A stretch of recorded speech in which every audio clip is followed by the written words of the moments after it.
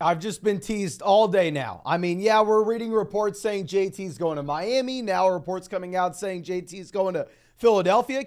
Can we just trade the man? Give me some clarity on where I should draft him this next year. But before we have that clarity, we're going to hop into a draft anyway, ladies and gentlemen. Now, I am going to get into a couple different tournaments today on Underdog, but the one I'm probably most excited about is going to be the Bulldog 2. This is the tournament I won last year on Underdog Fantasy. This is a $500 buy-in, so please, if you were new to Underdog, do not enter, but $100,000 for first place. Let's go ahead. Let's get in this bad boy, ladies and gentlemen. And there are going to be 10 spots open in this league if anybody wants to hop in and draft with us. But as we wait for this to fill, we are instead going to go ahead and hop into the little eliminator. Now, if you are new to Underdog, this is definitely a tournament I would be looking at. This is a $6 buy-in guillotine style tournament where you're going to be in small brackets every single week where about the bottom 2 to 3 teams in each bracket get knocked out until you have nobody left at the very end. So this is going to be super exciting to draft in this $6 buy-in. $500,000 prize pool, $100,000 for first, $50,000 for second, $25,000 for third. Of course, it's best ball, so no time commitment at all during the season. Let's go ahead and let's get in here, ladies and gentlemen. And hopefully we fill that $500 draft soon so we can get that one going as well. But where are we going to be picking from? All right, we're in here at 10. All right. And we have a ton of badges in this draft room with us. Just in case you don't know what a badge is on Underdog Fantasy, a red and white badge is going to be for 1,000 drafts. A white and black badge is going to be 500 drafts, I believe. So yes, if you see someone with a badge in your draft lobby, you realize, oh crap, they've been in way too many of these bad boys. But yeah, I mean, I would say I've probably been in just about the right amount. But of course, if you have not done so already, ladies and gentlemen, please go down there, drop a like on this live stream. We're streaming these Underdog drafts every single night till 2024. I mean, we've gone like 120 days in a row at this point. And of course, if you want to get in our next draft, whether that's tonight, tomorrow, the next day, or just hop into a draft in the public lobby yourself, they're best ball, so no time commitment at all during the year. So I drafted 700 teams with $150,000 last season. And if you use promo code FLOCK, they're going to match your first deposit dollar for dollar up to 100. Plus, you'll get our 2023 fantasy football rankings. You'll get a free trial to flockfantasy.com where you can find our 2023 fantasy football draft guide. And on top of it, you can go out there and check out some pick'ems for week 1. And if you use promo code FLOCK and only promo code FLOCK, you're going to be getting a special Josh Allen pick'em against the Jets Monday night, week 1. And I actually got y'all 3 exclusive Flock pick'ems this next year, which will be very exciting, ladies and gentlemen. But Primetime KG sent us a very funny Trey Lance thing earlier today, coming out saying, I hope to God JT doesn't go to the Eagles. If Jonathan Taylor goes to the Eagles, let's go through a hypothetical, because right now Jonathan Taylor is being drafted around 3 in drafts, and I can't stop taking him there. Now, he's going as the running back 8. He's going behind Derrick Henry. He's going behind Tony Pollard. If Jonathan Taylor is traded to the Eagles, would you rather have Tony Pollard or Jonathan Taylor in fantasy football this next year, ladies and gentlemen? Can everybody please spam the chat? If Taylor goes to Philadelphia, Taylor or Pollard? Now, you have CMC Eckler 3 and 4. We may actually get the guy that we want. We'll see. We'll see. Okay. Looks like most people are going Tony Pollard. Looks like most people are going Tony Pollard. We have a lot of people telling us JT is Miami bound. All right, let me ask you all this next question. And our freaking guys go, both Bijan Robinson and Stephon Diggs. That sucks. I will go ahead and I will reach on CeeDee Lamb here as I usually do. I'm not taking A.J. Brown over CeeDee Lamb. But the next question I have for y'all is, who would you rather have if Jonathan Taylor goes to the Miami Dolphins? Would you rather have Jonathan Taylor in Miami or Tony Pollard this next season? Let me know. Let me know. And yes, Corey Davis did retire today. So, kind of sad news. Kind of sad news. Niners collection. Why do we even have to bring this up? Kid me. JT, Pollard, JT. In my mind, if you would rather have Tony Pollard over Jonathan Taylor as a Miami Dolphin, you have lost your freaking mind. Like, I don't know. I mean, I would have to go ahead and take Jonathan Taylor there. Like, if y'all remember, Jonathan Taylor was the 101 last offseason, ladies and gentlemen. But we're going to go ahead. We're going to take Devontae Adams at 15. Obviously, in underdog drafts, these wide receivers are going to get pushed up. We'll be excited to see how the rest of this draft develops. But Braden coming out with the donation says 16-team full PPR format, 1 quarterback, 2 running backs, 2 wide receivers, and a flex. Hurts, Javonte Gibson, Zeke, Elijah Mitchell, Gainwell, Jamar Chase, Hollywood Brown, Jordan Addison, Jaden Reed, Mark Andrews. If it was a 10-team league, it would be whatever. 10-team league, honestly, I wouldn't like it. 12-team league, it'd be like an average roster. But in a 16-team format, that is awesome, my man. That really is. But Eric coming out says, live in Michigan, no underdog, but love the flaw content. Just drafted a 10-team $75 super flex league where we have Kelsey, Eckler, Waddle, JT, Debo, London, Dak, Rashad, Tua. If this is the order of the draft, super surprised you got the quarterbacks this late. But Kamara, Deontay, Gabe Davis, Sutton, and Ezekiel Elliott.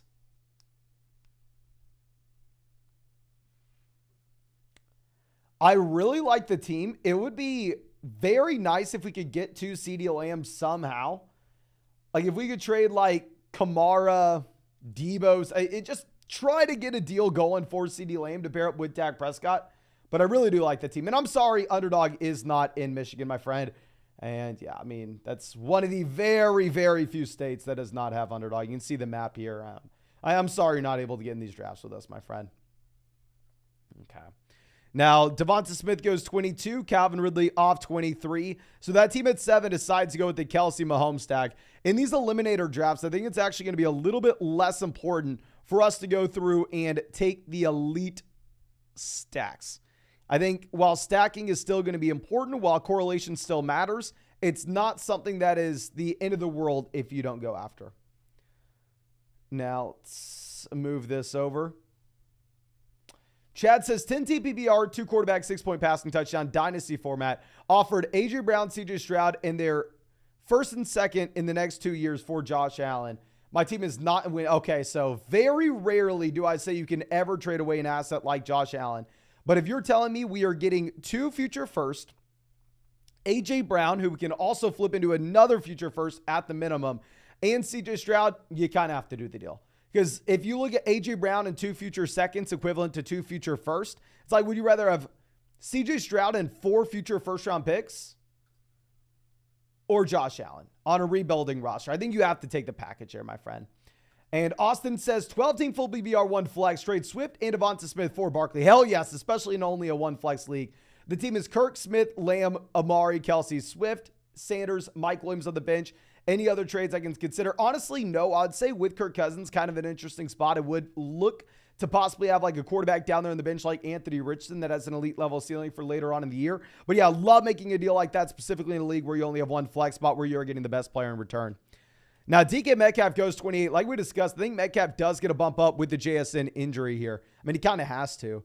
JT all the way down at 30. So yeah, people in this draft room are not too excited about the possibility of where JT may land this next season. I mean, I'm going to continue to draft the hell out of him here, especially this is a $6 buy-in, $100,000 first place prize tournament, right? We're trying to draft to win. Ramondre off 31. There's no way in hell I was taking Ramondre, so I'm happy to see that. Smooth this back around. Amari goes, hell yes, we are going to get my most drafted player when it comes to the overall dollars spent. I have more invested in Lamar Jackson this year than anybody else. Let me double check to make sure this is true. Yes, I have $3,000 of drafts with Lamar Jackson. Like, we are heavy in on Lamar this next year, my friends. Keenan Allen, DJ Moore, Justin Fields, all off the board.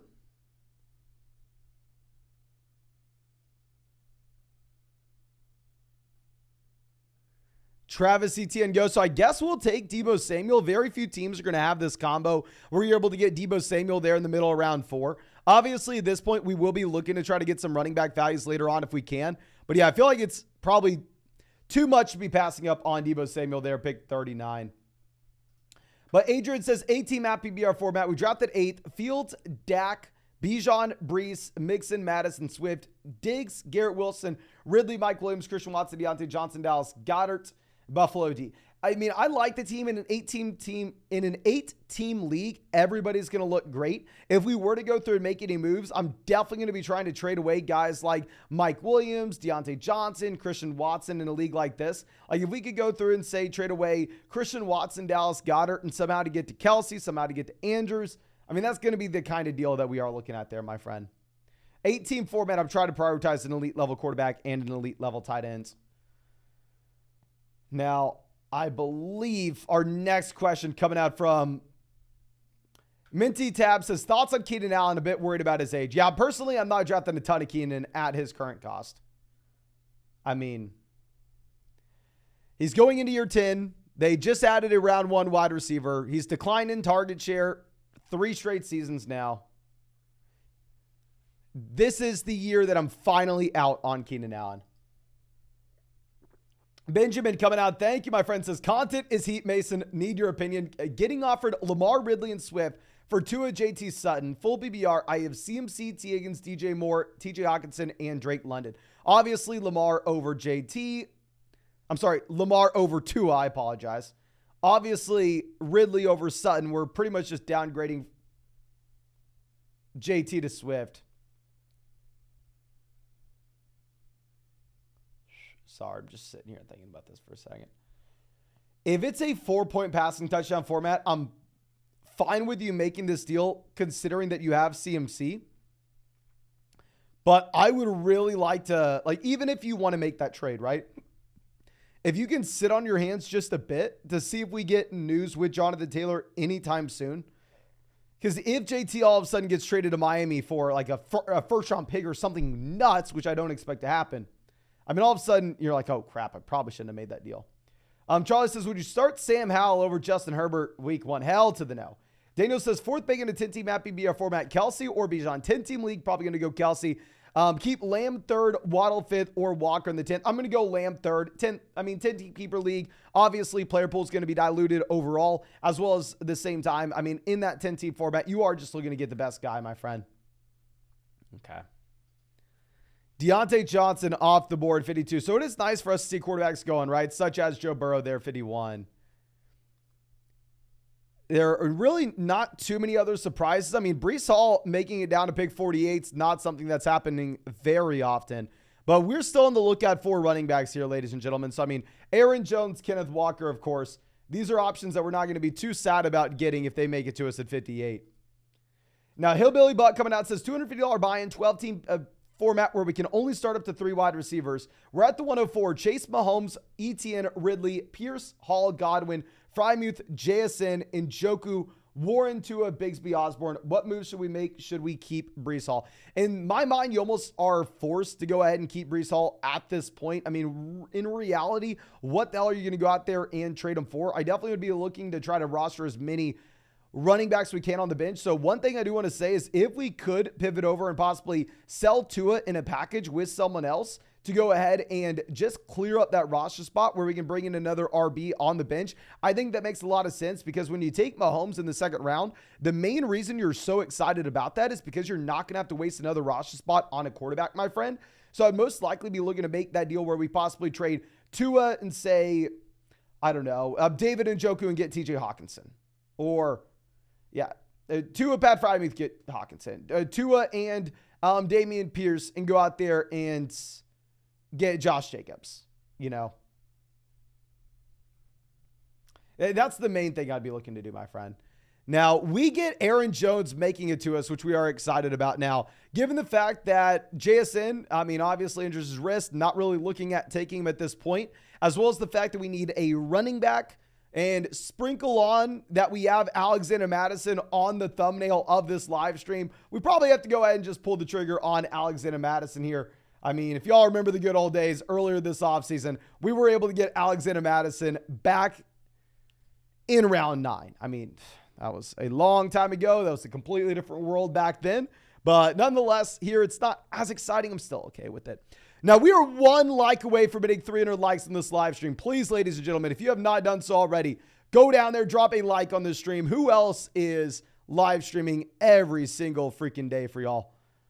Now, Jack says 12-team full BBR, 1 quarterback, 2 running back, 2 wide receiver, a tight end, 2 flex. Are we going to go Bijan or Cup? If it's going to be a double flex league, I'm fine if you want to go ahead and take Cup there, my friend. I'd be fine with it.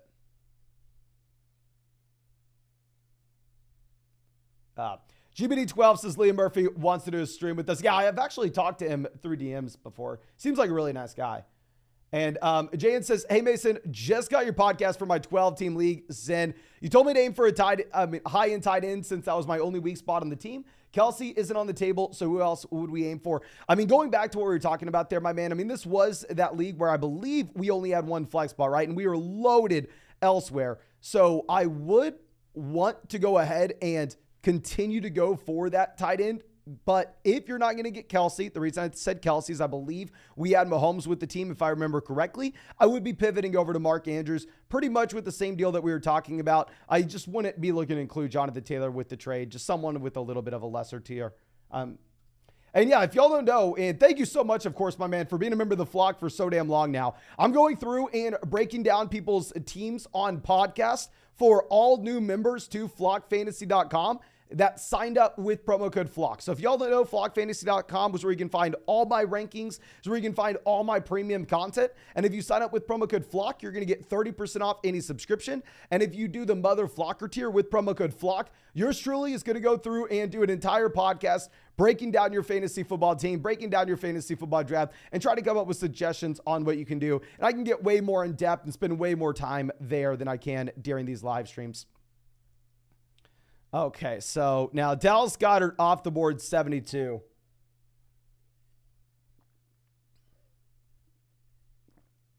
Okay. Now, if we're looking at making moves beyond this, I mean, we do have a very well-balanced team. I don't really care about reaching for our stacks in this style contest. So Zay Flowers is not really going to be someone that I think we have to try to go out of our way to get. I don't necessarily think that we're going to have to reach on Bateman or Odell Beckham Jr. later on. Of course, if we get one of these guys at an extreme value, then sure, I'll go ahead and pull the trigger. But like, yeah, Zay Flowers going here at 76. I'm just never taking Flowers at that price point over guys like Sanders, Javonte, even if I have Lamar, if I'm going to be honest with you.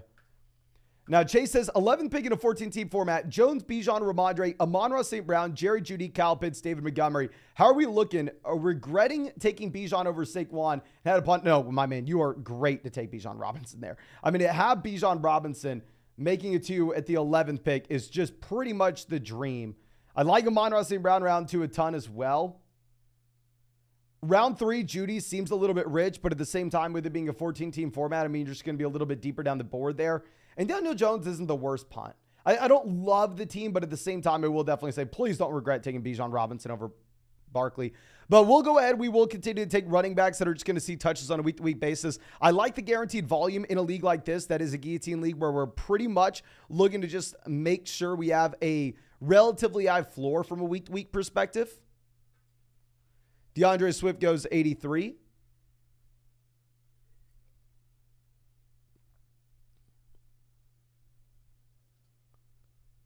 Okay.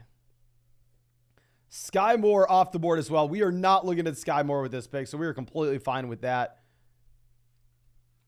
Kamara's interesting, right? Because if you were to have to take Kamara, all of a sudden you don't have him for the first 3 weeks, and you could get knocked out during that point. We don't even have to think about it. We are going to get James Conner making it down to us at pick 87. So yeah, we have a very weird build here, going with the elite level wide receivers in Lamb, Adams, Debo, grabbing an elite quarterback with Lamar, and then slamming running backs that have projected pretty gross volume immediately after. I mean, with Aaron Jones, Alexander Mattison, David Montgomery, and James Conner.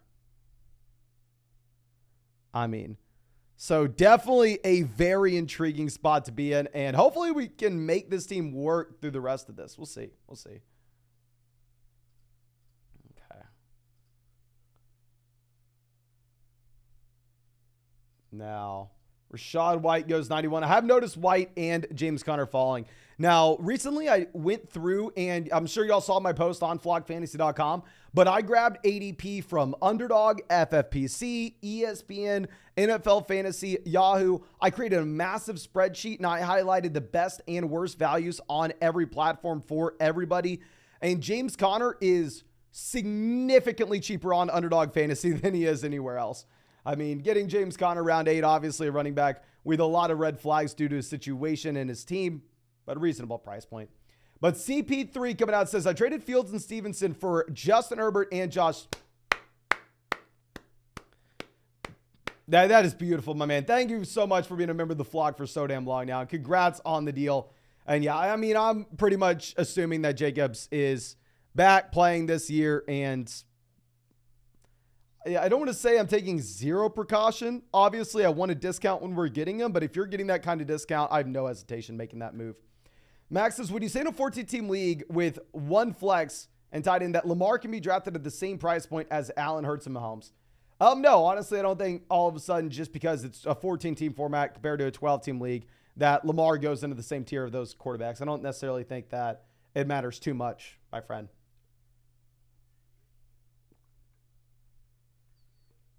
Okay.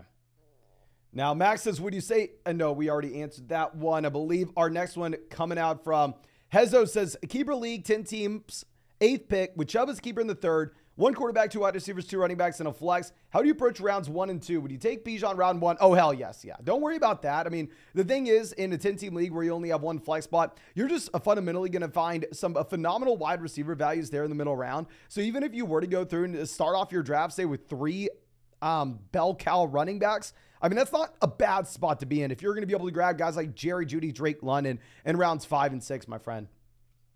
But Rick says, got the 8th pick in a 1 flex format, half PPR, Jefferson, CMC, Chase, Tyreek, Kelsey, Kupp, Eckler are all gone. Do you prefer Bijan or someone like Diggs? If it's only a 1 flex format, you want to be going with the stud running backs. If it is a league with a stud running back, oh my gosh. Never mind. Looks like the little eliminator drafts are down due to maintenance. I have never seen this before. Okay, well, ladies and gentlemen, looks like instead we're going to be hopping in a Best Ball Mania. I guess everybody's going to be getting refunded on Underdog. That's so weird. Have y'all ever seen an Underdog draft go down due to maintenance with the new tournament? Obviously, they've never had that tournament before, so that is very interesting. But let's go ahead and let's hop into a Best Ball Mania. And I was liking our team. Come on. I was liking our team. I know it's only a $6 buy-in, and you better get that $6 back quick, but that's disappointing.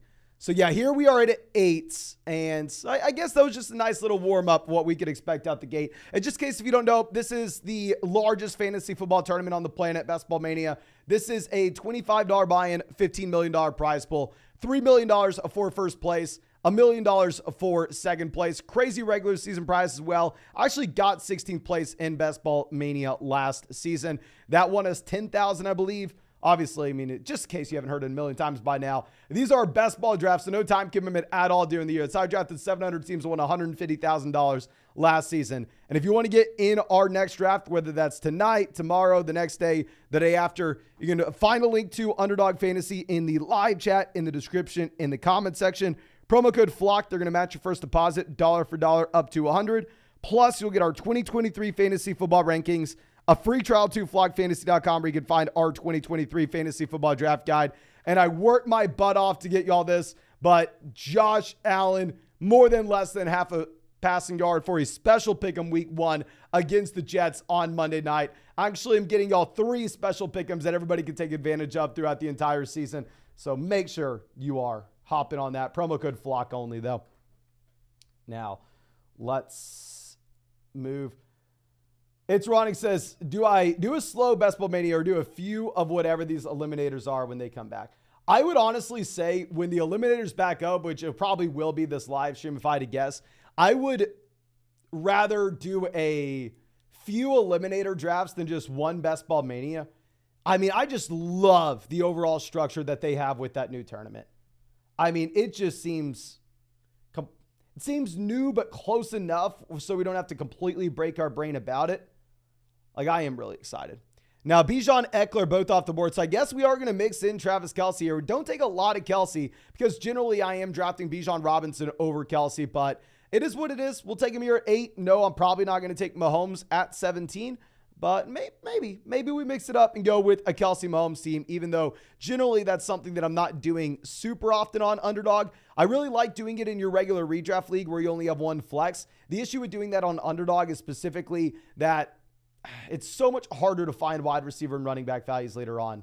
But Dave says, hey, Mason, I got to trade for Kelce, Deontay Johnson, and Kirk for Kupp, Devonta Smith, Kyle Pitts. Well, I'd rather have Smith over Deontay Johnson. I'd rather have rather have Kyle Pitts over Christian Kirk. Kupp versus Kelce is kind of a wash. You have Lamb and St. Brown. Honestly, I'm probably going to go with the Kupp side. Unless if it's like an 8-team league with only one flex, then sure, just get the elite level tight end and you can feel comfortable overpaying for it. But, I mean, I think Kupp and Kelce are kind of in the same tier. Eno says, 12-team regular draft, Hurts, Mixon, Sanders, Javonte, Charbonnet, Jefferson, Hopkins, London, Elijah Moore, David Njoku. What are your suggestions? Do you think JT trade raises Hunt's value? I don't know if you ask, like, does this raise Jalen Hurts' value? If Jonathan Taylor goes to Philadelphia, I have Jalen Hurts as my quarterback 1 right now. And let me know what you think about this in the live chat, because I think it's a very interesting hypothetical. I would probably move Jonathan Taylor down. I'd move Jalen Hurts down. I apologize. I would probably move Jalen Hurts behind Mahomes and Allen. Can everybody please spam the chat? If Jonathan Taylor was sent to the Philadelphia Eagles, does Jalen Hurts go up, down, or remain the same in your rankings? Please let me know. But I love the team, my man. And honestly, at the end of the day, I think that it's probably unlikely that JT goes to Philadelphia. But no impact, agree, same, down, same, down, down, same. Yeah, it looks like most people are, very few people would say up. I mean, the thing is, if JT goes, you just naturally assume that, I actually kind of want to go Adams. We're going to go Devontae Adams, Travis Kelce. I mean, generally I take a lot of Saquon Barkley round 2, but I mean, if we go with a non-wide receiver round 1, I feel like we kind of have to take Devontae Adams while we can. But if JT goes to Philadelphia, you're most likely going to be in a spot where he just takes some red zone touchdowns from Jalen Hurts. Okay, so let's move this over. Mike coming out with the donation. Thank you so much, my friend. Chris says, yo, bro, can you give me your honest opinion of the 5 drafts so far? I'm very sorry, my man. There's no way in hell I can pull that back up. I've literally never had that happen. Never. And McKeel says, Lawrence, Tua, Rodgers, Walker, Sanders, Dylan, Bigsby, Damian Harris, Gainwell, Foreman, Hunt, Jefferson, Ridley, Higgins, Hopkins, Renfro, Hunter Henry, Zach Ertz, and a best ball draft. Okay, so just the only thing I would say is I would way rather have 3 tight ends than 3 quarterbacks if you start Lawrence, Tua, and your top 2 tight ends are Hunter Henry, Zach Ertz. Like, if you go Lawrence, Tua at quarterback, you don't need to draft the 3rd quarterback, but if your top 2 tight ends are Hunter Henry and Zach Ertz, you kind of need that 3rd tight end, my friend, at least in my mind. But iProdigen says, drafting Bijan 102, love the wide receivers at the 2-3 turn. I mean, are you taking him over CMC? I love Bijan Robinson, and y'all know that about me, but I cannot take him over Christian McCaffrey. I just have a very hard time doing that. And ladies and gentlemen, we are about to hit 500 likes in this live stream. If you want to be our 500th like on this stream, please go down there. Make sure you hit that like button. And if you somehow, some way have not already subscribed, we just hit 170,000 subscribers on the channel. Make sure you subscribe. I mean, we are going to be live streaming every single day until 2024. And on top of that, come on. Who's working this hard for y'all? What are we doing? Now, Monjay says, just started the little eliminator. RIP, my man. CMC, Devonta Smith, Josh Jacobs, London, Ayuk, Dotson, Davis. What a kick in the balls with it close. I know, that sucks. I'm sorry, my man. Now, Abraham says, 12-team Superflex Dynasty. I traded away Herbert, Addison, Algier For Olave, Connor, Russ, my starting quarterback is Fields. Bad or good trade? I hate it. I hate it. Hate it. Hate it. If it's Justin Herbert, my man, you need to make sure that the person trading for Justin Herbert is overpaying. You can't be giving Justin Herbert out of value. You can't just be sending him away for nothing. Cameron says 14-team league, Allen and Ridley for Fields and Amon-Ra St. Brown. I kind of go Allen. Yeah, I think if you look at the raw points gap, you're going to have a wider gap between Allen and Fields than you would St. Brown and Ridley. Okay, let's swing this back around. I know who we want in our mind. I don't want to say anything. That team passes on Metcalf. I think Metcalf is an extremely easy selection here now that you have the JSN injury. Before the JSN injury, I actually had Amari Cooper ranked ahead of DK Metcalf. But, I mean, we can't act like JSN's wrist injury is nothing. I mean, let's go ahead. Let's push up DK Metcalf here. I feel like pick 32 is going to be completely fine. And just in case you are walking into this live stream right now, I currently am in the $500 draft lobby on Underdog Fantasy as well. We are waiting for that bad boy to fill so we can go ahead and we can hop over there. So if you have accurately determined that I'm an idiot and I have no idea what I'm talking about, congrats on finding out my secret. You caught me, but you have a possibility to go out there and take our money, hop in that $500 draft with us, ladies and gentlemen. I may or may not have won that tournament last year, though. I mean, maybe or may not, but we'll see. Now, Lamar goes 33. Lamar, like I said, my most drafted quarterback here at the 3-4. I mean, my most drafted player at the 3-4 turn overall. You can come in here. You want to come here?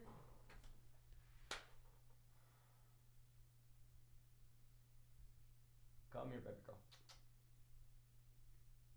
I know.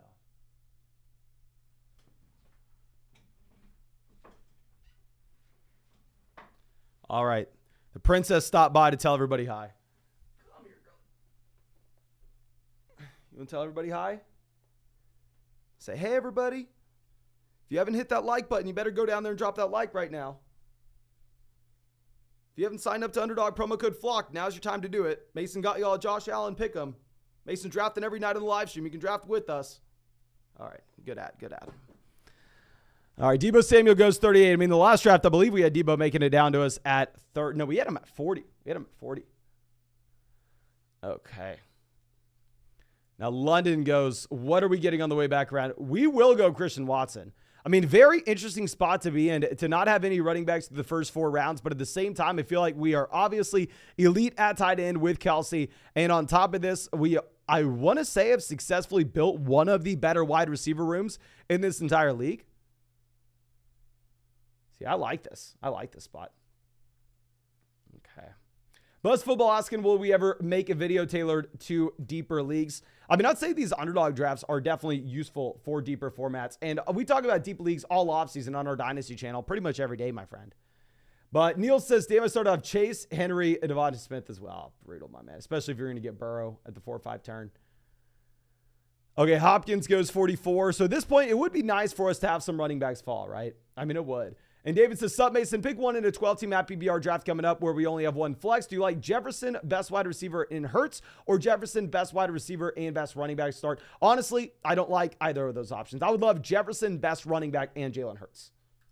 I would love that. But you do want to keep yourself the flexibility in that league where you only have one flex spot, so you can take wide receiver values in the middle round. So I definitely look for a running back to 2-3 turn if we can have one. Mike says, who would you prefer to start your team with? Eckler, Hill, Kelsey, Bijan, drafting a pick 5 in a home league? I mean, generally, I think it's going to be up to you. I mean, if it's a one flex league, I'm going to go Kelsey. But, I mean, they're all in the same tier for me. That's the reason why we have those tier list videos. But, yeah, now we have the running backs going off with Mixon, Najee, Breece Hall, pick 46, 47, 48. Okay. Now let's smooth this over. Burrow's still available. Now, the question is, would we take an unstacked Joe Burrow if he makes it to us? We don't even get to answer that question because the team who took Joe Mixon decides to go Joe Burrow here at pick 51. Okay. Couple different guys that we can be looking at. And there are 6 spots open in that $500 draft if anybody's wanting to hop in with us, ladies and gentlemen. 6 spots open. So it looks like we may actually be getting that draft tonight. Hawkinson goes 52. Hawkinson, I mean, not someone clearly not someone that we need to draft if we have Kelsey.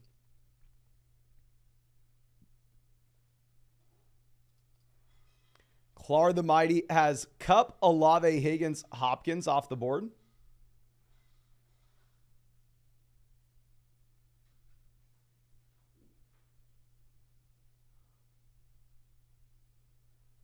Deontay Johnson, not someone that we were looking at, so we're completely fine seeing that. Now, the question is, if Herbert makes it, do we take Justin Herbert and then look to go Quentin Johnson later on? Aaron Jones goes.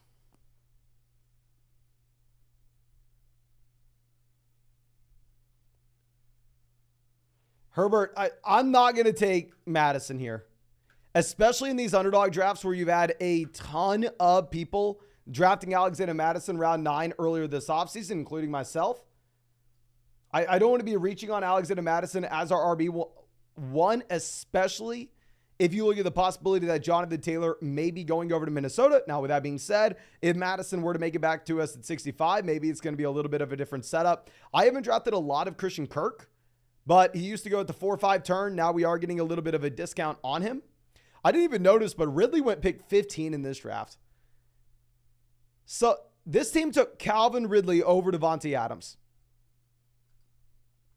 Slayton says 12-team PBR keeper league. I kept Walker and Pierce 7th and 8th. I have the 2nd overall pick. I want Bijan, but Kupp and Hill will be there. Am I crazy for taking Bijan starting 3 running backs? Not if it's going to be a league where you can only start 2 wide receivers and 1 flex. There, I'm fine starting off with that construction, especially in a keeper format where you're going to be more inclined to keep Bijan next year anyway.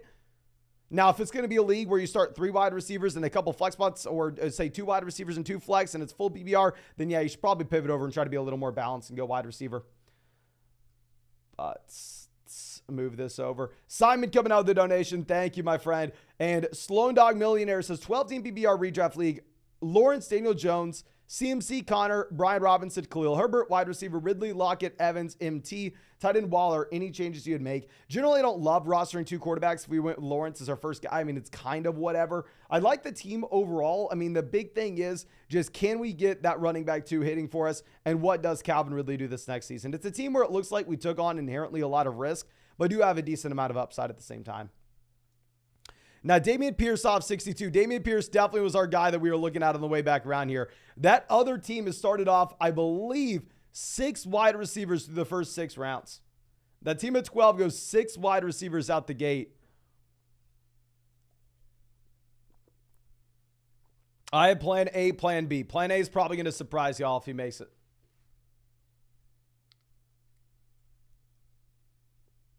Godwin goes. Godwin was actually plan A. I'm going to have y'all spam the chat. Who would you rather see?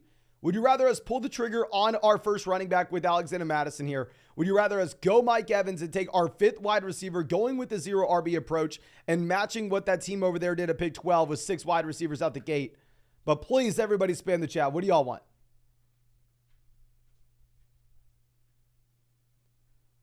Okay, I'm seeing some Dobbins. We're not taking Dobbins here. Looks like most people are saying Madison between the 2 options I gave y'all.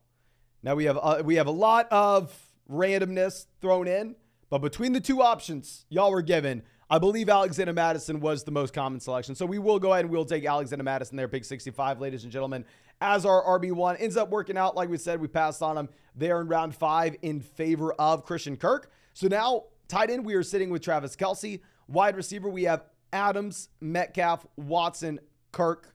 Running back, we have Alexander Madison. Now, we're not really going to stop taking running backs anytime soon. Like, don't be surprised if I follow this up with another running back draft pick at pick 80. Well, make it work. Make it work. Okay. Now, Zach says, happy BR, Mahomes, Higgins, Amari, CMC, Najee, Waller, Dobbins. And then on the bench, we have Mike Williams, Mike Evans, Elijah Mitchell, David Njoku, and Deuce Vaughn shot in the dark. I'm fine with you having Deuce Vaughn. It is what it is. I mean, I just think the ceiling is going to be capped. This man's freaking jacked as well, so I don't want to say anything bad here. I mean, not trying to get stuffed in a locker. We have potentially the running back 1. We potentially have the quarterback 1 overall as well. Solid depth of wide receiver. We have the upside flex. I really like the team, my man. I like the team. Evan says traded. And I'm sorry. I wish I could give you more than this. Like, what the hell am I supposed to say, though? This seems great. Evan says traded Adams and Hall for Pollard and Hopkins. Oh, I don't know if I love that. I'd for sure rather have Breece Hall over DeAndre Hopkins. Devontae Adams versus Pollard's pretty damn close for me. Can everybody please spam the chat? Would you rather have Adams and Breece Hall or Pollard and Hopkins?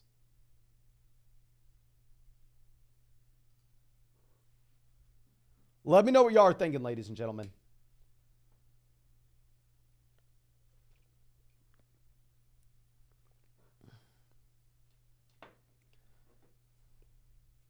Yeah, it looks like most people are going Adams Hall. That's what I thought. I mean, I'm not the biggest Pollard guy in the world. Like, I'm completely fine with Pollard now that you have Zeke as well as Dalvin signing.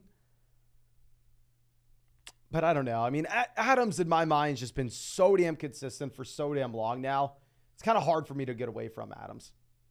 Let's move this over. Kyle Pitts goes 78. So what's interesting is this team right before us has 3 running backs and only 2 wide receivers. With their 3 RBs being Eckler, Barkley, or Ramondre, do they decide to go ahead and take a running back or get a wide receiver? What are they doing here? I personally want Miles Sanders. And they go Montgomery, so hell, they go running back, and we still get the RB that we want. Going Miles Sanders as our running back too, based off the start that we have of taking our first running back in round 6. This is pretty much best case scenario for us, ladies and gentlemen. And I remind y'all, this is a $25 buy-in, $3 million first place prize tournament. I think this is a team that has so much freaking upside. I think this is probably best case scenario for Kelsey start. I'm so pumped about this. I'm freaking pumped. Javonte off immediately after 81. I mean, I would have liked Javonte on the way back around. Khalil Herbert goes 82. I mean, he was definitely a value when the man was going as RB 40, but here at this price point, I don't necessarily want to sit here and say this is a guarantee, right? I mean, that's just a much higher cost.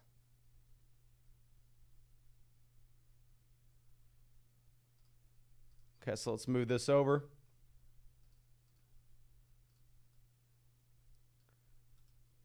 Craig says, Superflex League, I got the 3rd pick. Should I draft Jalen Hurts and A.J. Brown in the first 2 picks?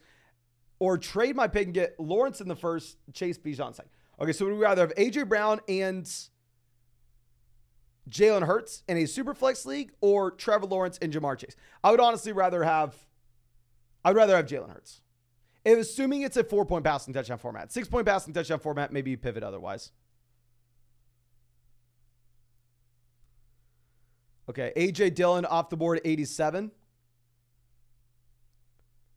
What is this team doing? This team went Javonte in the last round, the guy that we wanted. They also sniped us on Godwin, but they're going to give us James Conner. Like I said, I haven't drafted a ton of James Conner, just given the red flags that you have with the overall offense as well as the offensive line. But, I mean, when we need running back production, to get James Conner pick 89, a running back coming off of 2 running back 1 finishes from a points per game perspective, even with the red flags, I'm going to be completely fine with this price. So let's go ahead and let's pull the trigger here. But, of course, ladies and gentlemen, real quick, if you have not done so already, go down there, drop a like on the stream. We are 2 likes away from hitting 700 likes on this live stream. And of course, if you want to get into our next draft, whether that's tonight, tomorrow, the day after, we're doing this every single day, ladies and gentlemen. We're drafted on Underdog Fantasy. These are best ball drafts, so no time commitment at all during the year. That's how I drafted 700 teams and won $150,000 last season. And if you sign up to Underdog with promo code FLOCK, they're going to match your first deposit dollar for dollar up to $100. Plus, you're going to get our 2023 fantasy football rankings, a free trial to flockfantasy.com where you can find our 2023 fantasy football draft guide. Plus, I worked my butt off to get y'all this. A Josh Allen exclusive flock special week 1 against the Jets, more than less than half a passing yard. And I got y'all 3 of those this season. It doesn't matter if you signed up with promo code FLOCK 2 years ago, last year, today, tomorrow. You will have all 3 this year, my friends. I'm so happy I was able to get y'all. Hey, now Simon coming out says 10-team half PPR keeper league. I'm keeping Cup round 3, Garrett Wilson round 10. I got the first pick where we're going Jefferson. Going to trade Cup for a running back, but CMC and Kamara. God, what about Kamara? For the love of God, don't be trading Cup for Kamara. If you could trade like Cup for Bijan, I think that'd be a no-brainer, my friend. Like if you could trade Cup for the 101. I'm sorry, I just don't know exactly what the question is there. And Brian says, tips for a 16-team league where we only have to start one running back. Picking 16th, start wide receiver, then a high-end tight end or a quarterback at the 3-4 turn. The thing is, if you're in a 16-team format and you're going to be picking at 16, you have to understand that there are going to be 32 picks or 31 picks, or regardless of whatever the number is. You are going to have over 30 picks between your two selections there. So you're in a position where you really need to maintain flexibility, because if a run happens, you may just be completely boxed out of a position. So if you see like Mahomes and Hurts go before you and you have the ability to go like Stephon Diggs, Josh Allen there at the 1-2 turn, I wouldn't even mind doing that in a 16-team league. I think you have to stay very flexible. I think you have to try to be ahead of the runs, because if you're behind them, I mean, you're going to be just toast, my friend. Now, at this point, we're going to continue to drop running backs. I mean, this is what we said we were going to do whenever we passed on running backs through the first 5 rounds, is just slam these guys in this range. We'll take Dalvin Cook, pick 104 at this point. I mean, at this point, we have Alexander Madison, Miles Sanders, James Conner, Dalvin Cook, running back. Wide receiver, we have Adams, Metcalf, Christian Watson, Christian Kirk. And tight end, we have Travis Kelce. But yeah, this team behind us took 6 wide receivers out the gate. So you assume that they're most likely looking to go RB here, 108, 109, right? At least we would assume. Of course, I'm an idiot. I could always be wrong, but. Oh. Gibson goes. Bradley coming out with the donation. Thank you, my friend. Thank you. And Carolina says 12-team Dynasty 1 quarterback. Would you accept CMC for JSN? If you look at my Dynasty rankings, I have JSN ranked ahead of Christian McCaffrey. If you are a full-blown contender, sure, you can do it. Yeah, says, have BBR 2 quarterback super flex. Allen, Pickett, Purdy, Eckler, Pollard, Hall, Javonte, Gibson, Lamb, Godwin, Drake, Michael Pittman Jr., Lockett, Kirk. Okay. I would love to get an upgrade at our second quarterback spot, especially if we're looking at this kind of running back and wide receiver depth. Like if we could go trade, say, like Pollard and Purdy and get to Lamar Jackson to stack up with Mark Andrews, I would love that, especially in a half PPR format where you are going to be seeing a little bit of depressed scoring across the across the running back, wide receiver positions. But Rashad Penny goes. Dak, I don't know how excited we would be to take here with no CeeDee Lamb. We could go Gallup later on, but obviously we're boxed out of Cooks. I think I would actually rather just go ahead and take another viable tight end in David Njoku. With this being a best ball tournament style contest, you can possibly see a little bit of a uniqueness here to this team. Like if you were to have a Kelce injury and everybody else only took, say, a player like Trey McBride with Travis Kelce, and Kelce were to go down for 4 weeks, then all of a sudden Kelce teams would have an extremely low advance rate to the fantasy football playoff tournament. If we can sneak one of the only Travis Kelce teams in, that would just be the beautiful spot.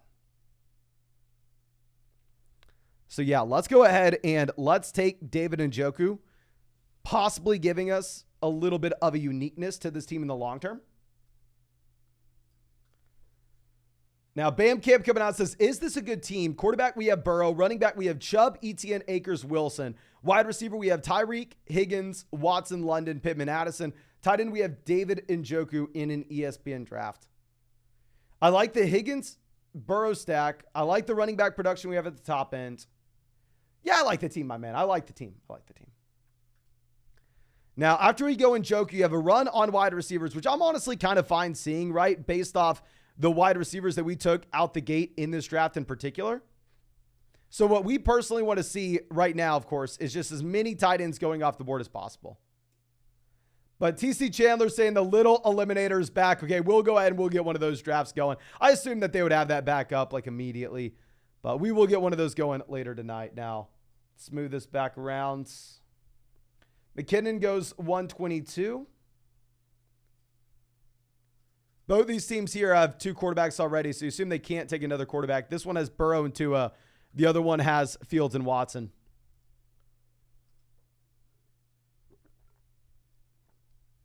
Now, Zay Jones off 123.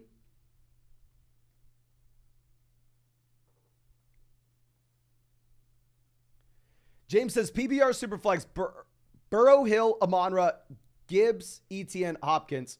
Give the second quarterback Richardson and Tua. Fourth wide receiver Ayuk, Watson, Kirk. Or third running. I would go ahead and I would grab that second quarterback. I would grab Anthony Richardson there, my friend. Actually, no. Let's go Tua. Especially if we had Tyreek Hill. No, go ahead and take Tua. Pair him up with Tyreek Hill. I think it's a phenomenal team, and I'm surprised Tua even made it that far to you. Now, Dak Prescott finally off the board at 125. I would have been pumped about having Dak Prescott make it to us at 128, even if we had no potential Dallas Cowboys stacks. Jamal Williams goes 126. And Bradley coming out says, happy BR 10-team league. I'm keeping Chase and Lamb rounds 1 and 2. Should I hammer running back after that? It's a 3 wide receiver, 2 running back, 1 flex league. If you can start up to 4 wide receivers, I'm fine with you remaining flexible and possibly taking wide receiver in the middle round if that's the value. I just don't think you want to pencil yourself in for anything in particular. Now, we will go ahead and we'll take Cousins as our first quarterback. Now, of course, 99% of teams that you will see will go ahead and they will stack up Kirk Cousins with Jefferson, Hawkinson, Addison. And that's probably the advantageous thing to do with Kirk Cousins, right? I mean, generally, that's who you would expect Cousins to have some massive spike weeks alongside. Now, we do have Alexander Madison, I mean, out of all those guys, which is not going to be the more natural stack. That is going to be a little bit of an out-of-the-box stack, a little bit of a weirder combo. But I still think they correlate somewhat. I think it's phenomenal value with Kirk Cousins. I think we need a quarterback. I think it's a unique combo as well. So let's go ahead and let's take Cousins there. Now, Hank says 18 full PPR, Ramondre Jeudy or Kenneth Walker at the flex. Probably going to go with Ramondre Stevenson in a full PPR format, my friend. Aaron says, what's up, Mason? What wide receiver should I target the most in the second round? Thanks. Have a good day. No, thank you so much, my man. I would definitely be looking at the guys like Devontae Adams, Amon-Ra St. Brown, Garrett Wilson in round 2. Obviously, it will be dependent on what draft platform you were playing on, though. I mean, sometimes you'll get A.J. Brown or CeeDee Lamb making it to you in the second round. Now, Van Jefferson goes, so tight end's not going to be in play for us. Russell Wilson doesn't make a lot of sense. We have no Denver Broncos, and we don't even know if we would get Marvin Mims on the way back around. So we'll go ahead and we'll take our 5th wide receiver here in Darnell Mooney and just take him and say, okay, well, maybe he can spike into our starting lineup. Now, definitely Gallup would have been the pick if we would have had Dak Prescott making it to us, but sadly that has not happened. But ladies and gentlemen, we are 2 likes away from hitting 800 likes in this live stream. So please, if you have not done so already, go down there, drop that like button, be our 800 like of the stream. I mean, we are inching our way to 1,000 likes on this live stream, ladies and gentlemen. And also, there are only 4 spots left in that $500 draft. So we are most likely getting into that $500 draft tonight for everybody. Now let's move this down. And Ray says, if JT goes to the Eagles or Fins, which is better for fantasy football? I would say Jonathan Taylor with the Miami Dolphins is going to be better for fantasy football just because he would be competing alongside Jalen Hurts for rushing touchdowns in the Eagles offense, even if it's a little bit of a better offense overall. Now, Gallup goes immediately after Carr, Higbee, Damian Harris goes well. So we're still looking for quarterbacks to make it back around to us, right? We would. We are. Okay.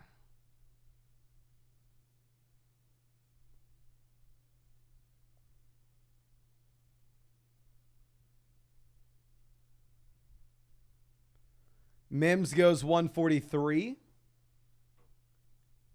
Richie says, how can I take advantage of the $10 underdog credit? Okay, so if you don't know this, my friend, if you are a paid member to flockfantasy.com, please just go to your account page. There, it will say underdog username, and it'll be a blank space.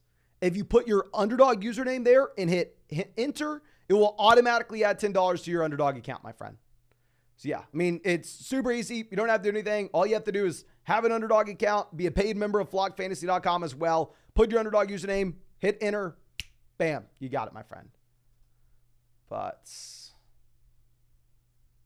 let's go back. And 904 Duval says 10 TPBR, quarterback, 3 wide receivers, 2 running backs, tight end, double flex. We're going to be looking to slam wide receivers. We get 1 keeper. Would you keep Hurts round 8 or Garrett Wilson round 14? I'm actually going to go Garrett Wilson round 14. I'd rather have Garrett Wilson over Jalen Hurts straight up in this kind of format, my friend.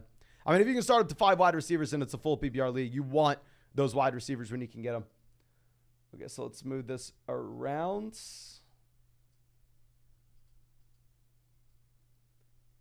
Roshan Johnson off the board. We cannot go tight end, ladies and gentlemen. We have Kelsey and David Njoku. Now, of course, if I knew that we were going to have these guys making it to us, maybe we wouldn't have gone this way. So let me read up on this DJ Chark injury. So Chark suffered a hamstring injury and was unable to practice Wednesday. The veteran wide receivers expected to play a key role in the Panthers receiver room alongside fellow veteran Adam Thielen, blah, blah, blah. We do not know how serious this is. We don't know how it impacts his week 1 availability. Let's just take Russ. We're getting Russ 152. We don't have a Russ stack. When it comes to the Broncos we can be looking at later on, it kind of is a crappy spot because we can't be taking Dulcich. We can't be taking Troutman. We want a quarterback to help us get by. We want someone that can score a lot of points. I think Russ scores way more points than anybody else in this range. So we'll go in this direction, and God knows how it turns out. Probably not a great spot. But Jay says, what do you think about this and what quarterback? Geno, Daniel Jones. Wide receiver, we have Brown, Allen, Hollywood, Godwin, Lockett. Running back, Chubb, Gibbs, Gibson, McKinnon. Bigsby, tight end, we have Hawkinson. It's a strong team in terms of which direction that we'd be looking to go week 1. I'm probably going to be going Daniel Jones if it's a 4-point passing touchdown format, just given the rushing upside. Geno Smith, probably not someone that we're looking to start week 1 in particular if you have no Jackson Smith and Jigba. It is an interesting spot, though. Now, hopefully we have more tight ends going. We really want to see tight ends getting drafted here, ladies and gentlemen. Greg Dulcich obviously would make natural sense for us to go through and pair up with Russell Wilson to have a Denver Broncos stack, but considering the fact we go Kelsey and Njoku, we just simply can't.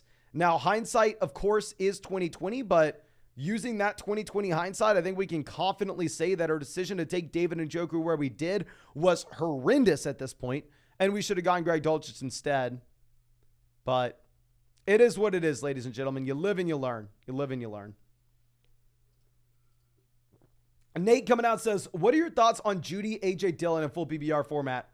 These are my 2 favorite values. I have Judy as my wide receiver 16, Dillon as my running back 26. Am I too high on those guys? I would say yes when it comes to Jerry Judy before the Tim Patrick injury. But now that Hamler's no longer with this team, now that Tim Patrick's also out for the season, all of a sudden, I'm completely fine paying that price point on Jerry Judy, just given the fact that you can allocate a higher percentage of this overall offense to the wide receiver 1. In terms of AJ Dillon, I like him more in best ball. The issue is, while you can get usable weeks out of him with a healthy Aaron Jones, it's going to be very difficult to predict when that's going to be, right? So if you don't exactly know when you should start him, he almost functions more so as just a premium handcuff running back instead. But yeah, I still like it, my friend. I still like it. Now let's move this down. DJ Chark immediately after. I actually really am excited to get Adam Thielen this late, especially with the Chark injury. The reason being is we're still obviously looking to add in another quarterback here. And once we go Adam Thielen, we set ourselves up with the ability to go Bryce Young a little later on. So yeah, I mean, we're going to need 3 quarterbacks with this team regardless. We want another stacking option where we can get it. I mean, I think you have to bump Thielen if Chark is dealing with a hamstring injury. So it makes sense across the board. Joseph says, why do you think the Cowboys will throw more this year? Everything else I've seen says the opposite. Nervous since I might draft CeeDee Lamb. Let me go ahead and pull this up, my friend.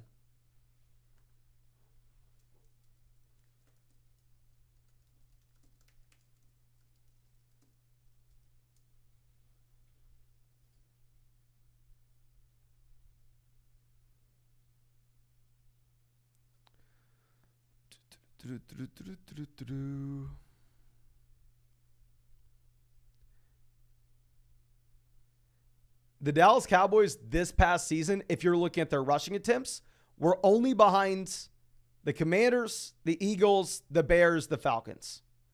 3 of those teams are ahead of them because they have rushing quarterbacks. So the Dallas Cowboys last year were a top 5 offense in terms of rushing attempts.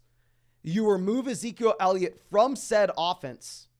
All of a sudden, I think you can, at least in my mind, be a little bit more confident in projecting them out to just go through and not throw the ball at a crazy clip, but throw the ball a little bit more than they did previously. Isaiah Hodgins goes 174. We have 6 wide receivers, and we have some top-end wide receivers as well. I'm not going to sit here and cry by not getting Isaiah Hodgins, right?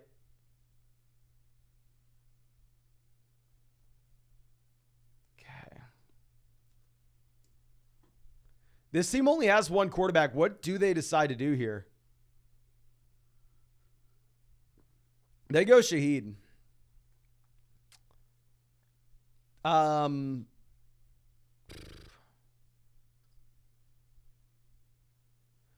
Do we go with the quarterback that has the elite level ceiling in weeks 15, 16, 17 that we were trying to chase? No, especially if we have an unstacked, say Russ, a barely stacked Cousins.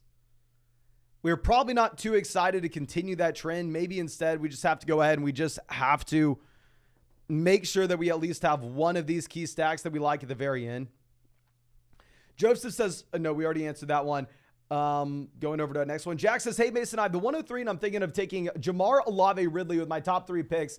And the next round, taking a running back and maybe Fields. Is it smart to reach on Ridley? Ridley round 3, I will be fine with if it's a full PPR format. The only time I'd be very hesitant is if it's a league where you only start, say, 2 wide receivers and 1 flex. Because then if you go 3 wide receivers out the gate and all of a sudden you're staring at Drake London round 6, round 7, and you're saying, man, I would love London here. He's by far and away the clear value. But at the end of the day, I just can't force myself to pull the trigger on Drake London. I mean, I can't force myself to take a running back that we're not nearly as excited about, like Rachaad White over Drake London, but you kind of have to because how you put yourself earlier on.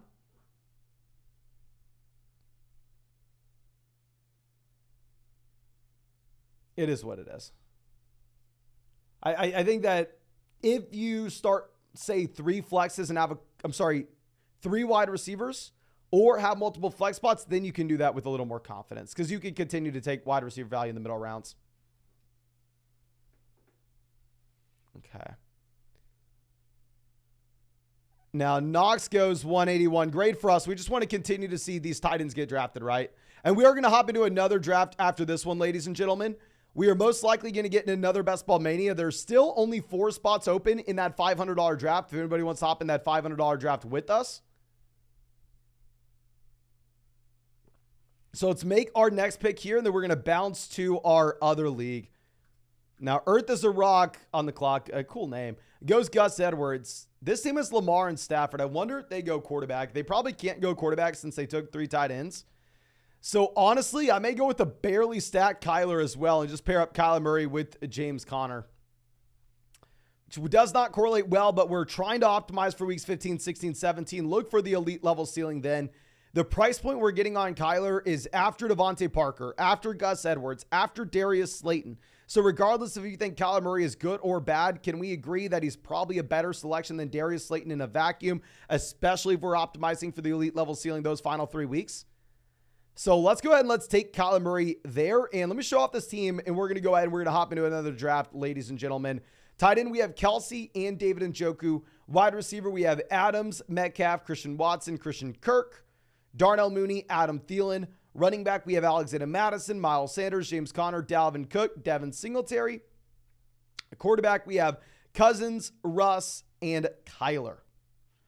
So very interesting team. By no means is it my favorite team I've ever drafted, but I'm going to need everybody to come out here and help us out. What tournament would you rather us draft in right now? Obviously, we're waiting for the $500 draft to fill. Would you rather us get into a $25 Best Ball Mania draft or a $6 Little Eliminator draft? So this is going to be the Guillotine style league where teams are knocked out of every bracket every single week through the entire season. $100,000 first place prize, $6 buy-in, Or would y'all rather us get into Best Ball Mania, the traditional largest underdog tournament and largest fantasy football tournament on the planet? $25 buy-in, $50 million prize pool, $3 million for first place. Let me know what y'all are wanting, ladies and gentlemen. Okay, overwhelmingly, people are wanting an eliminator. So let's go ahead and let's get in the little eliminator. And yeah, this is going to be fun. I mean, like I said, I think this is one of my favorite ideas for an overall underdog draft tournament. Like, I'm freaking pumped to be in here, ladies and gentlemen. Okay, we are in at pick 6. So we are going to have some flexibility with what we can do here. But we're closing in on 1,000 likes in the stream. If you have not done so already, go down there and drop that like.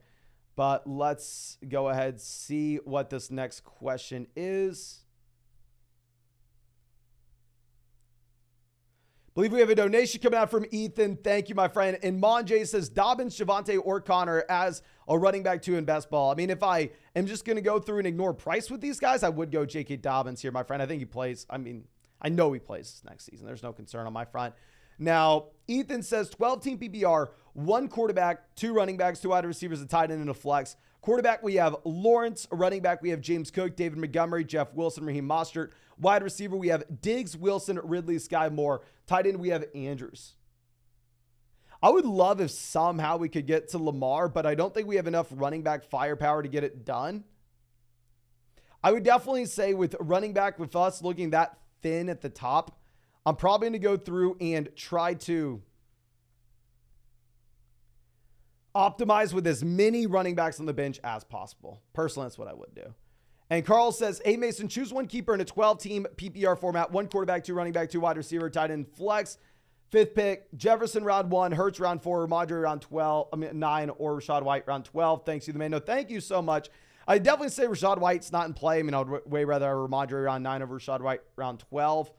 Really just comes down to how many players being capped. What is the player pool going to be like? Because say pick 5, you're going to be looking at like Amon-Ra St. Brown, for instance, considering the fact that it's a keeper league and we're a little bit worse off. The question fundamentally comes down to, would you rather have Amon-Ra St. Brown and Jalen Hurts or Justin Jefferson? So honestly, I think that's going to be a question that you have to answer for yourself, my friend. It's so hard to know with keeper questions that are that close in. Generally, I do say just keep the best player, though. But we will go ahead and we will take Cooper Kupp at the board. I mean, off the board at 6. I think that's the easy selection. I don't even think we have to hesitate there. And C Money says 12-team PPR double flex league. Tight end is getting double points. I have the 108 suggestions on draft strategy. I mean, a tight end's going to get double the points just straight up. We go Andrews round 1, right? If it's not just like a tight end premium 1.5 point per reception league, if it's tight end score double the points, I'm going Andrews round 1 and hoping to get Lamar in round 3. And Jackson says, what would be your draft strategy in 8-team super flex format with only 2 running backs, 2 wide receivers, 2 flex, and a super flex? Love the channel, man. Keep it up. No, thank you so much. I will say in general, 8-team super flex league, there's still going to be more than enough quarterbacks to go around. I mean, on average, everybody should have access to, 4 starting quarterbacks. So you're never going to be concerned about getting completely boxed out of the position. I will just say 8-team league overall. I mean, the only thing that's going to matter is upside, upside, upside. A guy like Deontay Johnson's never going to make a difference in this league. But Andrew joining the flock. Thank you so much, my man. Welcome to being a flocker. Happy to have you. Now, A.J. Brown, CeeDee Lamb off the board 10 and 11. So no big surprises in this draft so far. I'd say probably the biggest surprise that you have is the fact that you do see Austin Eckler fall down to pick 9. But I mean, that's not the biggest shock in the world, right? At least in these underdog drafts. I mean, in ESPN drafts, in Yahoo drafts, in NFL fantasy drafts, generally you're never going to see Eckler this late. But in underdog drafts is kind of something that we're used to by now.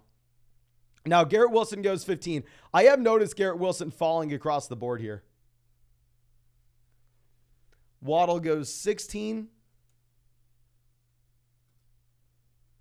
And Spencer says, 12-team Superflex Dynasty made moves to start Allen, Chase, Bijan, Jacobs. How is that even possible? Have most of my picks only lost 1 future first next steps. Can't see your rankings on the site. You should easily be able to see my rankings on the site, my man. Just go to flogfantasy.com, hit add creator, and oh my gosh, it finally happened. We finally get Kupp and Adams on the same team, ladies and gentlemen. Freaking hyped. This has been my dream. This is best case scenario for me. But going back to this, yeah, if you want to see my Dynasty rankings on the site, go to Dynasty Superflex, hit Add Creator, click Mason Dodd, and then click my name, and it will sort it. It will give you all the tiers, the whole 9 yards, my friend. And if you're having an issue, if you're saying that you can't log into your account, or if there's a bug like that, send it in the Discord chat, site issues, or something, and one of the developers will go through and help you out. I'd imagine. I don't know what would be wrong, but yeah, phenomenal team. I love to see it, my friend. I mean, I'll just say that you need to be looking for a wide receiver depth through the rest of this. Obviously, hopefully we can get a quarterback at a value as well. But Ethan says, would you rather have Dotson or Jameson in Dynasty? Dotson, easy.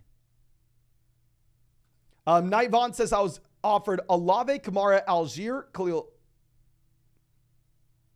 We were offered Olave and a bunch of crap for CMC. My friend, keep Christian McCaffrey. Keep CMC. Like, this is going, okay, man, I got a deal for you. I'm going to give you 5 whole nickels and a quarter, and all you got to give me is $1 single. I'm going to give you Olave. Here's a quarter. I'm going to give you Kamara. Here's a nickel. Algier. Here's a nickel. Khalil Herbert. Here's another nickel. Just give me CMC in return. No, please keep Christian McCaffrey there, my friend. Please keep CMC. Okay. Now, Derrick Henry off 23.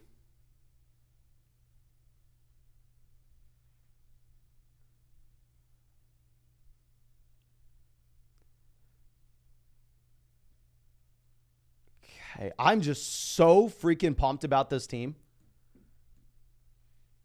Like, Cup Adams out the gate is just so beautiful.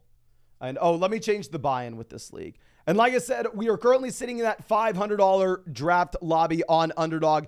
If anybody wants to get in a draft with us, let me see how many spots are open still. There are 3 spots open in the $500 draft lobby. So it looks like we are going to be getting that draft going in just a minute, ladies and gentlemen. Okay. Now let me go ahead and try to find our next one. Metcalf off the board, 27. We start wide receiver. We have a lot of flexibility to do whatever the hell we want at 30. So I'm not going to sit here and cry about not getting Metcalf. Okay. Taylor goes 28. That sucks for us. I wanted Taylor. This is the Kelsey Mahomes team. Generally with the Kelsey Mahomes teams, you see them go wide receiver round 3. See if they do that. Sometimes you see them go bully tight end and take Andrews here. Now, personally, I'm one that I hate that strategy, but that's just me. They go Jacobs. Jacobs is exactly who we wanted. Most people take Mark Andrews, and I understand why, but in these guillotine leagues, in the eliminator, I would rather go ahead and build around 3 tight ends. So for that reason, I'm going to go ahead and reach on Amari at pick 30. By no means am I pumped about this selection. This was about worst case scenario for us when we were 4 picks away. I mean, I would way rather add Metcalf, way rather add Taylor, way rather add Jacobs. But in this style contest, I'm not too excited to take Andrews in the middle of round 3. We have no shot to get Lamar on the way back around in round 4, so we will go ahead and we'll take Amari here. But ladies and gentlemen, of course, if y'all want to get into our next draft, whether that's tonight on the live stream, tomorrow, the next day, we're doing this every single night. These are Underdog drafts, best ball, so no time commitment at all during the year. It's how I drafted 700 teams and won $150,000 last season on Underdog Fantasy. And if you go to the link in the live chat description comment section and use promo code FLOCK, they're going to match your first deposit dollar for dollar up to $100. Plus, you'll get our 2023 fantasy football rankings, a free trial to flockfantasy.com where you can find our 2023 fantasy football draft guide. And on top of that, ladies and gentlemen, I worked my butt off to get y'all the Josh Allen special pick'em week 1 exclusive to people who use promo code FLOCK. And I actually got y'all 3 of those this next season, ladies and gentlemen. But make sure you are taking advantage of that while you still can. Now, Henry says, I traded the 107. So I've got the 107, 110, 201, and a 10-team PPR non-super double flex. What's the move in the first? Thinking something like Diggs, Lamb, Chubb, but Sun God and Pollard are also intriguing. Honestly, I don't even go in that direction. 107 instead, I'm going to be looking at like Bijan Robinson if we can grab him there. It's a 10-team PPR format. So, I mean, if we can go Bijan and then like wide receiver at pick 10 and 201, something like Bijan, then Diggs, CeeDee Lamb, I think I would really like that, my friend. I don't know if I'm taking Amon-Ra St. Brown or Tony Pollard at 10. Ferg says, what do you think of this underdog start? Kupp, Diggs, Devonta Smith, Justin Herbert, Ayuk, Najee, Madison. It's absurd. I don't know how many teams are ever going to be able to pair up Kupp and Diggs together.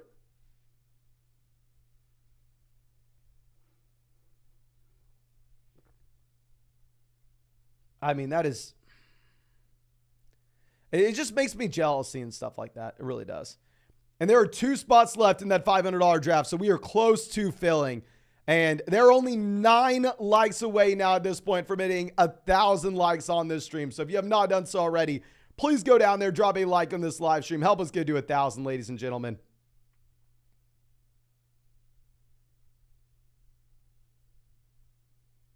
Okay. DJ Moore goes 41.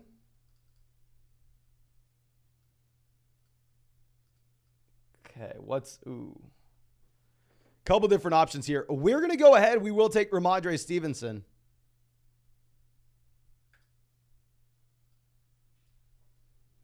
Starting off, Kupp, Adams, Amari, Ramondre. I am freaking pumped.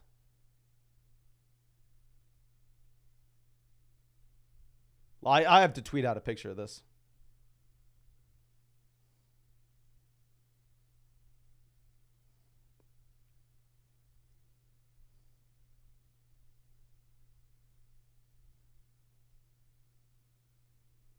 Burrow goes 47. We have so much flexibility in what we can be doing on the way back around. So much flexibility. Kevin Effect says, hey, champ, in a redraft that's 12-team full BBR with double flex spot, 7 bench, but there's a 5 RB limit per roster. What's the strategy? Double flex, 12-team full PPR, only 5. If you can only limit a roster a total of 5 running backs, that includes your starting lineup, then at that point, 0 RB is going to be extremely viable because you can go through and you can play the waiver wire effectively. So yeah, I'd probably go ahead and try to slam in some elite level wide receivers and grab either an elite level quarterback or tight end. But Margo says 10-team app PBR, 1 quarterback, 2 running back, 2 wide receiver, tight end, flex, drafting 6, traded our 2nd, 3rd for the 105 and his 4th. Oh my God, great move. Go Kelsey, Eckler in the 1st or in wide receiver in the 4th. Yes, 10-team league. Go ahead, slam Kelsey, especially with only 1 flex spot, and Eckler as well if you want. I would rather go Bijan, but up to you. Yeah, grab an elite tight end and an elite level running back. The Masterpiece says, hey, bro, are you really 6'6", 280 pounds? When I'm bulking, I'm about 6'6", 280 pounds. But whenever I'm cutting, I'm actually closer to like 5'10", 160. So it depends what season I'm in, my man.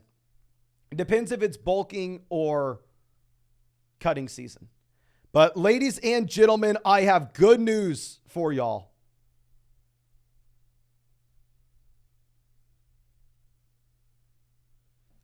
I believe, unless I'm mistaken, we just filled the $500 Bulldog 2. Let's get this going, ladies and gentlemen. Pick 8, hell yes. This is a $500 buy-in draft. This is the Bulldog 2, $100,000 first place prize. I actually won this tournament last year, ladies and gentlemen. You were looking at the defending champ right now in this draft lobby for this tournament. This was one of 2 tournaments I won on Underdog Fantasy last year. The only person on this planet to do that. So let's get it out here. Let's flex on them. And we are winning this bad boy. And if you have not done so already, you better go down there, drop a like for a $500 fantasy football tournament where we are getting Christian McCaffrey off the board at pick 1. Oh, let's go. And Zach says, just drop my whole dinner on the floor face down. Hope your luck is much better than mine, Mason. Well, my man, I got to tell you, you just took the fattest L so we could get the largest dub. That's what just happened here. Now, Kupp goes 6. I see y'all in the chat. You better believe it. We're stretching. We're fine. We get sniped. Of course, they're not going to let us get our guy, Bijan Robinson. We will go Kelsey. There was just the other draft where we went Kelsey round 1 and made it work. Now, y'all know I wanted Bijan. I'm not going to sit here and cry about it. We'll go Travis Kelce. We'll make it work. And hopefully we'll find wide receiver values later on. But let's go. Let's go. Muhammad says 10-team PPR format, 10th pick, Barkley, A.J. Brown, Higgins, Dobbins, Hurts, Ingram, Watson, Jamal. What do you think? I like it as long as we didn't take J.K. Dobbins in the side of the first 5 rounds. Starting off with the A.J. Brown, Jalen Hurts stack and having Saquon Barkley, though, I mean, that's a phenomenal start. And Margaret says, how does the Corey Davis retirement affect Allen Lazard, McCole Hardman, and Randall Cobb? Should we be bumping Lazard? Actually, the thing is, Lazard was already priced in that he was going to have a large role in this offense regardless, right? So really the only change now becomes Hardman is a little bit more guaranteed to have a role. At least that's how I'm taking it. Where I did go through and I bumped Hardman for myself.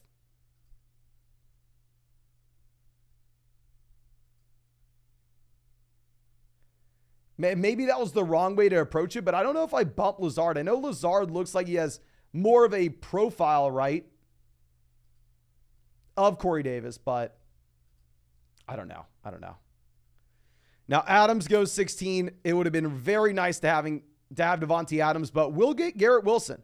I mean, like we said, we wanted a wide receiver to make it back around to us when we start Kelce.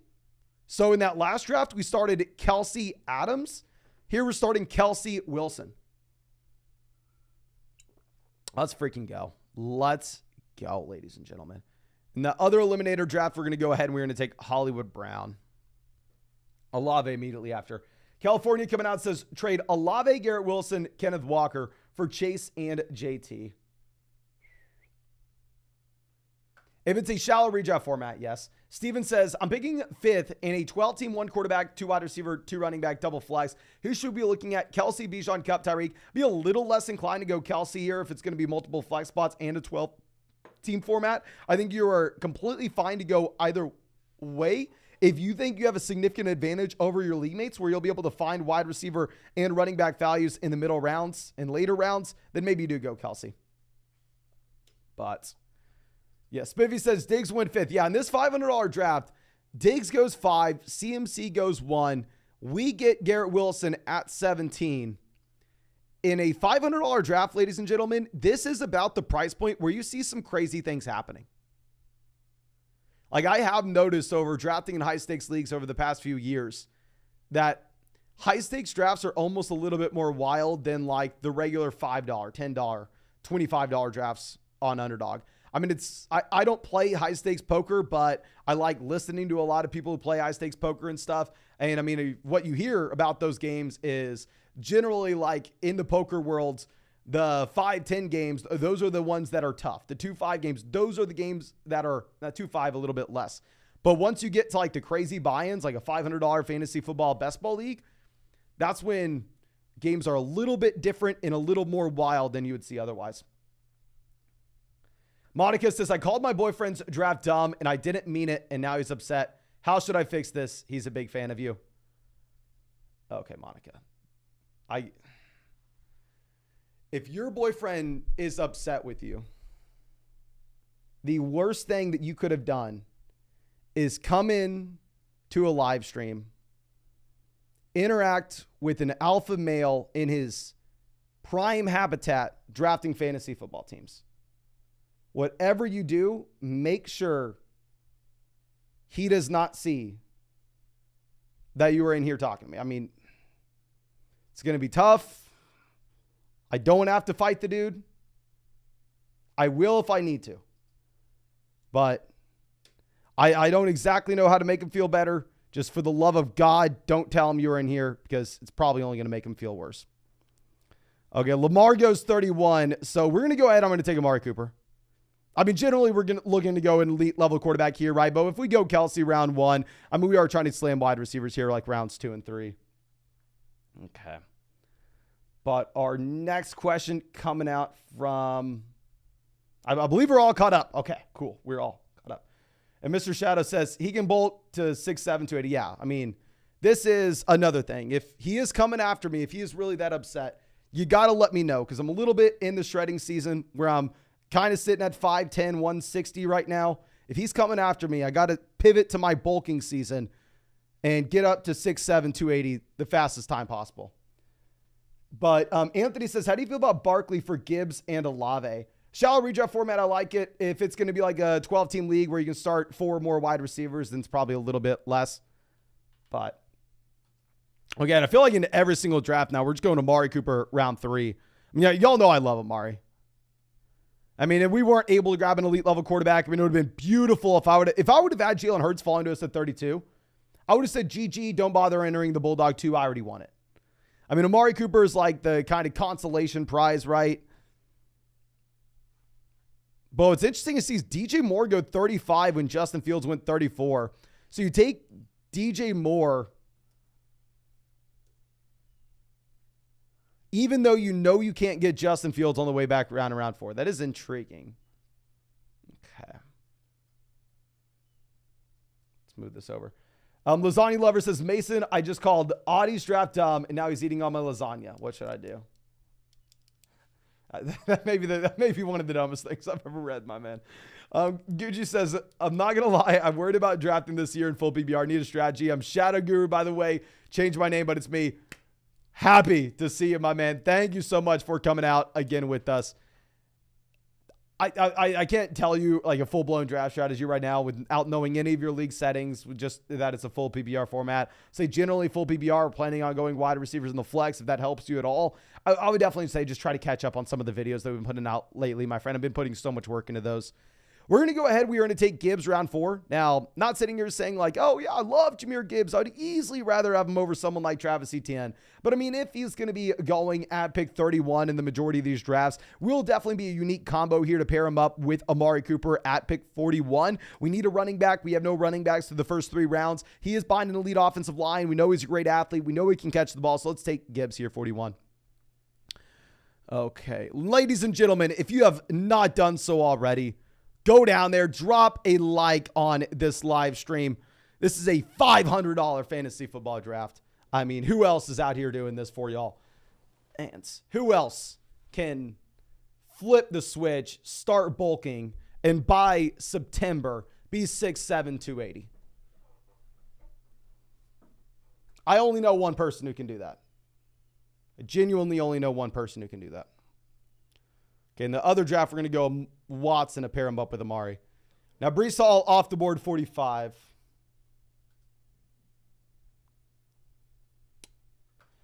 Trap Money says, hey, Mason, thank you for the videos. In best ball with teams 8 players and under, 3 wide receiver, do you draft an elite quarterback or tight end early? Yeah, definitely. I mean, that's the same thing as like your regular redraft format, right? Regardless of if it's going to be, say, a best ball league or that regular redraft format, when you shrink the size of the league down to like 8 or fewer teams, the only thing that really matters is that elite level tight end at the end of the day, because everybody's going to have strong running backs and wide receivers. But Herbert goes 46. Okay. And Rise coming out asking what underdog draft is the easiest. If you are new to Underdog Fantasy, my friend, I would highly recommend that you get into the lower dollar buy-in tournaments. I would say the little eliminator is definitely going to be something that you should be looking at. I mean, it's super fun guillotine style league, $6 buy-in, $100,000 first place prize. I mean, it could be some very good practice for you in your main fantasy football league this next year, while at the same time, just letting you have so much damn fun while drafting. Okay, so let's move this over.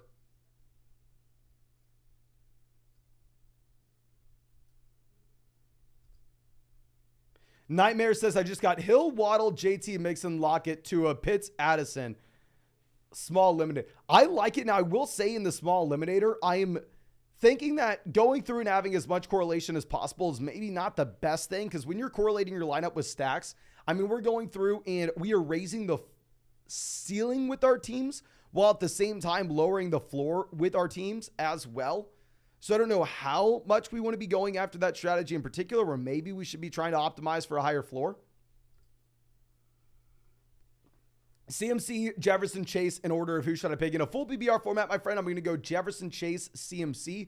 I think you can change your mind if it's like a 10-team league with only one flex, then you can go CMC over Chase. Okay. But this team already has 3 RBs. They go Christian Kirk there, 52. What are these? Yeah, the high-stakes drafters hate Najee Harris, just in case y'all didn't know. Brandon Ayuk off the board, 53. McLaurin goes.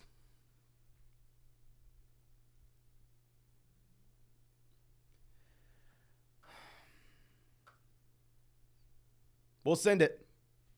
We'll go Najee.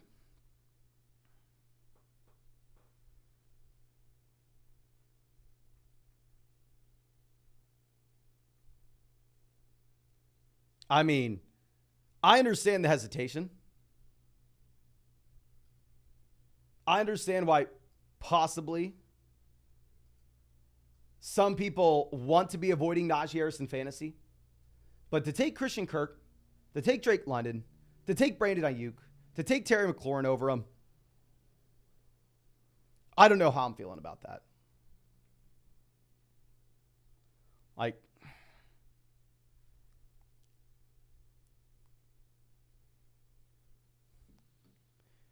that does seem like we're taking it a little bit too far, right? At least in my mind. Okay, Deontay, Kittle, Lockett.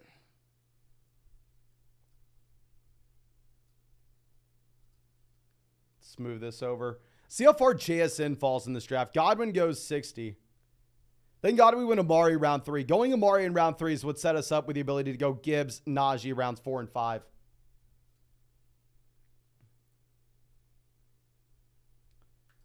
You just says, who's your number one sleeper pick that I can get late? If you're talking like super, super late, Elijah Mitchell is definitely very intriguing for me, just in the off chance if anything were to happen to CMC. And also, I think he's even usable with a healthy Christian McCaffrey in some spots. Jacob says, as 12-team app PBR 6-point passing touchdown league, we have Chase Mahomes there. Awesome. ETN, DJ Moore, Hawkinson, Dobbins, Lockett. Thanks, man. Keep up the great content. No, thank you so much. I'd say the only thing is, if we were in a spot where somehow we could like package together DJ Moore and Hawkinson and get Kelsey, I understand that's a big ask. I understand most likely we're not going to be able to do it. But if somehow we could pull something like that off, it would take a good team to an unbeatable team. But Riz says, is the Steelers offense worth buying? How cheap? I mean, I thought Pickens was a phenomenal value when he was going as like a high-end wide receiver 4 in these drafts. Now Pickens has risen up a decent amount where it's a little bit harder to draft George Pickens than it previously was. I don't like Deontay Johnson with where he's going. I'd definitely rather have George Pickens at a cheaper cost than Deontay. But if you can get Najee Harris round 5, I love Najee Harris round 5. Everybody spam the chat. Who do you want here? Your options are JSN, Alexander Madison, George Pickens, Hollywood Brown. I'm strongly considering Jackson Smith and Jigba.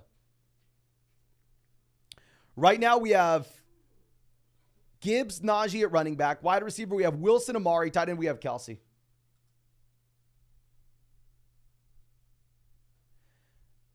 Everybody's saying Pickens. I don't want to say everybody, but a lot of people are saying Pickens. I think that we should probably listen to y'all on this front. And that I like George Pickens previously. I mean, that was around 7 price tag, not around 6 price tag. But considering the fact that we went Najee Harris, we do want to be setting ourselves up for stacks later on. We go Pickens and we get the ability to take Kenny Pickett later and bet on the Pittsburgh Steelers offense. Also, it was a super timely donation, right?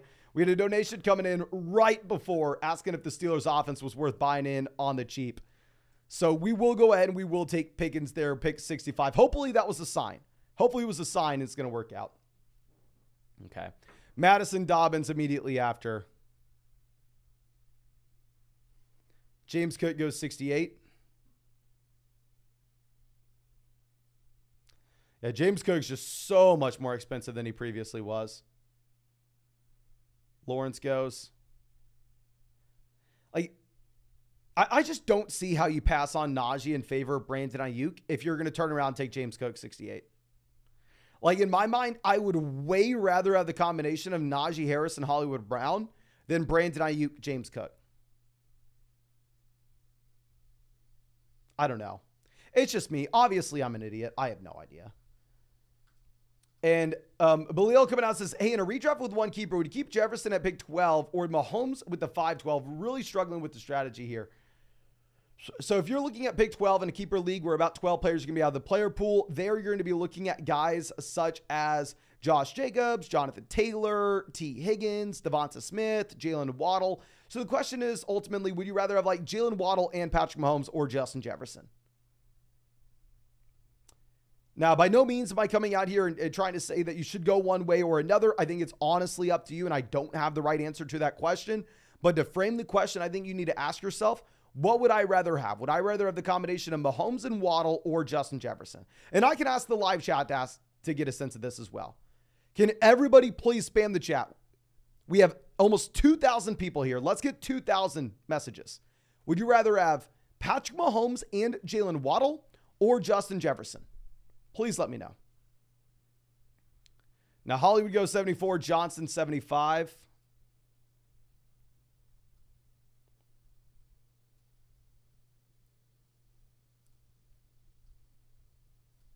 Okay. Jefferson, Mahomes. Mahomes, Jefferson. Mahomes.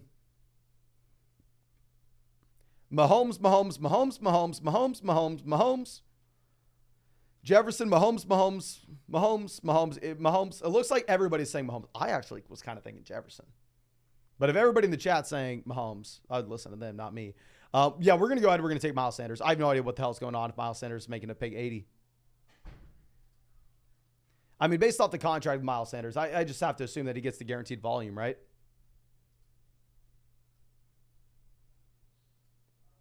Yeah, seems like a no-brainer selection for me. To now at running back have the combination of Gibbs, Najee, Miles Sanders without taking a running back through the first 3 rounds. So at wide receiver, we also have Garrett Wilson, Amari, George Pickens. Tight end, we have Kelsey. You'll love to see it. Love to see it. Gooch says, what are the benefits of having stacks? So essentially, you have to approach fantasy football leagues as the fact that only 1 out of 12 teams in your league are going to win. So the odds are stacked against you.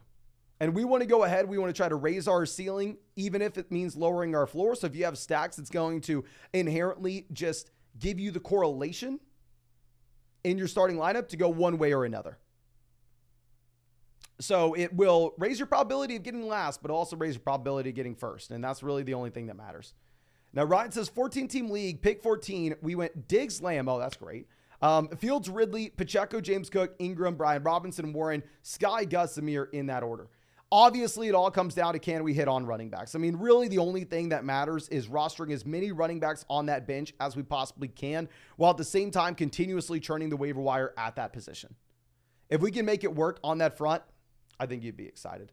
But Stephen Bowman, a longtime member of the flock, says, hey, Mason, how do I adjust the rankings with half point per reception, half point per carry, picking 4th overall in a 10-team league? Half point per carry, the only thing that matters is running back, my man. Only thing that matters.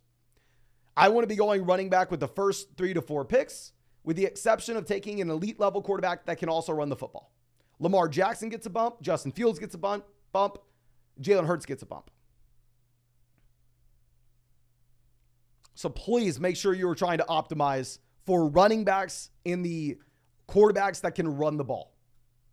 Like, I'm fine not taking a wide receiver or a tight end until round 6, round 7 in that kind of format, to be honest. But we're going to go ahead. We're going to take Deshaun Watson. Watson's the no-brainer pick. We have Amari. Taking Watson gives us an elite level ceiling at the quarterback position each and every week. So yeah, I'm super pumped about this. And ladies and gentlemen, we're about to hit 1,200 likes on this live stream. If you have not done so already, go down there, drop a like on the stream. And of course, if you want to get in our next draft, whether that's tonight, tomorrow, the day after, don't get into a $500 draft with us. If you're new, just get into a $6 draft. But you can sign up to Underdog with the link in the live chat, the link in the description, the link in the comment section. Promo code FLOCK. They're going to match your first deposit dollar for dollar up to $100. Plus, you'll get our 2023 fantasy football rankings, a free trial to flockfantasy.com, where you can find our 2023 fantasy football draft guide, and also work my butt off to get y'all the Josh Allen special, more than less than half a passing yard against the Jets week 1. So make sure you're taking advantage of that. Now, Mike says, 3rd pick in an 8-team half PBR format with only 1 flex. I'm debating who my first pick should be in the strategy to follow. Do I go wide receiver or running back? You're going to find wide receivers so easily later on that I'm hunting wide receiver here. I want an elite tight ends. I'm probably going to be following it up with running backs. I wouldn't mind going you either go Kelsey or CMC there at pick 3 in that league. Really, or Jefferson if Jefferson falls. But those are the only guys you're looking at and following up with running backs probably. And Ulysses coming out says Lamar, Jacobs, Connor, Jefferson, St. Brown, Andrews, Madison. What are your thoughts? Love the Lamar Andrews stack. I like the upside that we have with Jacobs. We also have a couple wide receiver ones with Jefferson, St. Brown. I love it if there are more than 10 or more teams in the league. Now, Brian Robinson goes 95. We have a super balanced team where I'm completely fine with anything happening, right? I don't necessarily think that we're in a spot where we have to be saying, I need this player and this player only. I mean, we have so much flexibility with what we can do with this team the rest of the way. Okay.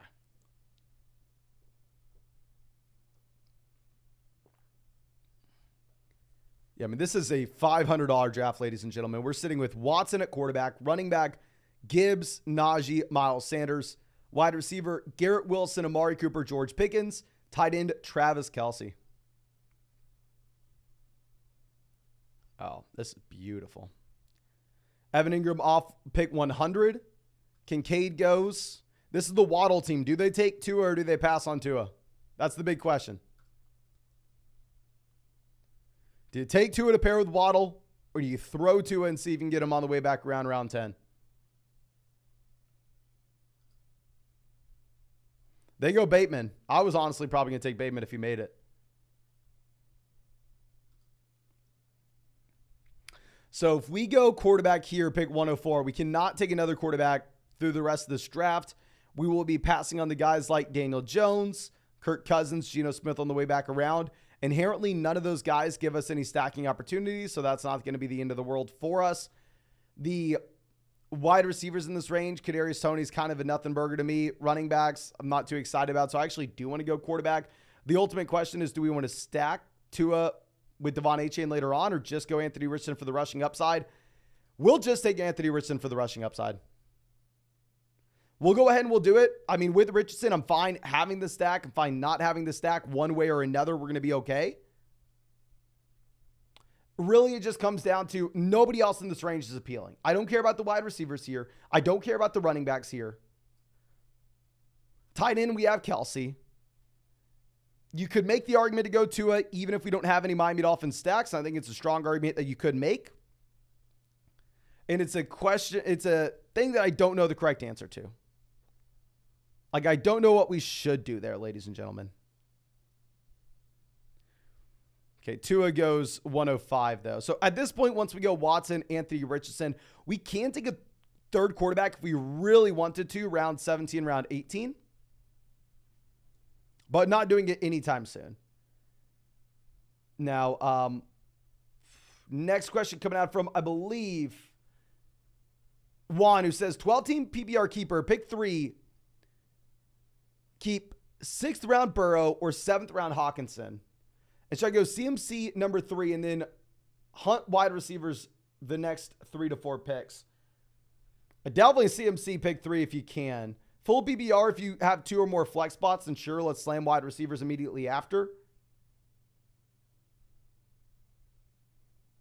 I would go Burrow and then see if we can get Higgins on the 2-3 turn. Or go Burrow, and if we can somehow get Chase at 3, do that as well.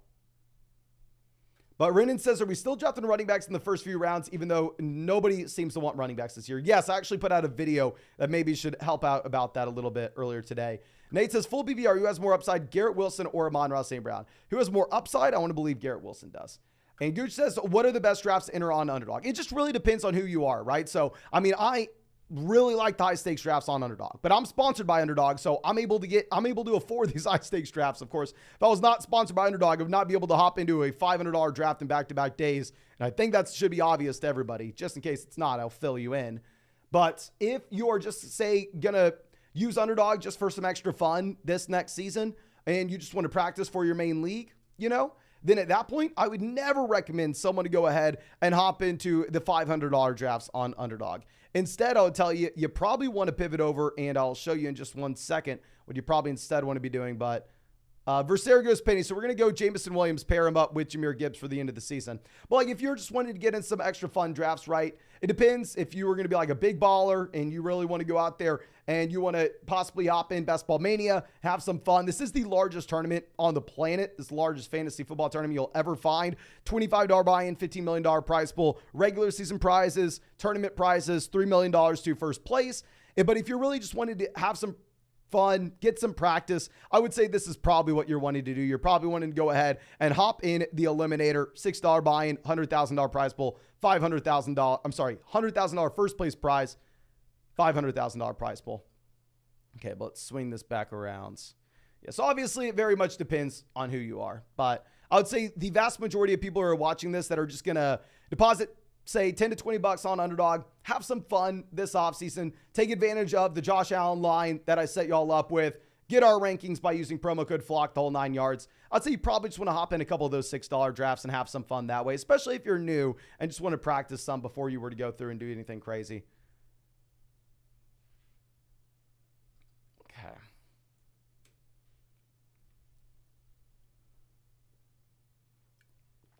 Now let's move this over. Khan says, love the sub, Mason. Do you have any general tips on a half PPR first, a full PPR format? If you go ahead and look up our video, the draft strategy nobody's talking about, it should have Kelsey on the cover. That should help you out a ton. And their half PPR format, you're a little bit more inclined to put running backs in the flex spot. Full PPR league, you're a little bit more inclined to put wide receivers. Now, the creator says, do you like best ball strategy of going all in on running backs and wide receivers early and going 3 quarterbacks, 3 tight ends late? That's not something I try to do whenever I enter in a draft. Now, with that being said, if that's the way the board falls to me, I will go in that direction if I have to. That's never plan A for me, though. Now, Dylan says 3 wide receiver double flex auction, hero RB or 0 RB approach. If it's a full PPR format, you can start up to 5 wide receivers. Yeah, I would definitely be looking to slam wide receivers where we can. But obviously, it comes down to what exactly do you mean by, true 0 RB? Like, what are we looking at? Are we looking at Rashad Penny being our running back 2 going into week 1? So I think you do want to stay flexible and stay balanced based off the values that you get. But I will definitely say lean heavy wide receiver in that style league. Now, I'm actually excited we passed on Tua because Devon Achane goes 125, so we wouldn't even had a shot to take him. Tyler Algier goes. So at this point, I'm not too pumped about any of these guys. If we were to go ahead and take anybody, I think maybe we take Alan Lazard just with Corey Davis retiring. We can use it as a small tiebreaker. A marker word out there in the chat previously was hyping up Lazard based off the Corey Davis retirement. We need wide receivers at the beginning of the season as well by taking Jamison Williams, who's going to be missing the first 6 weeks. Obviously, in this style league, I'm trying to optimize for weeks 15, 16, 17, so it's not the end of the world regardless.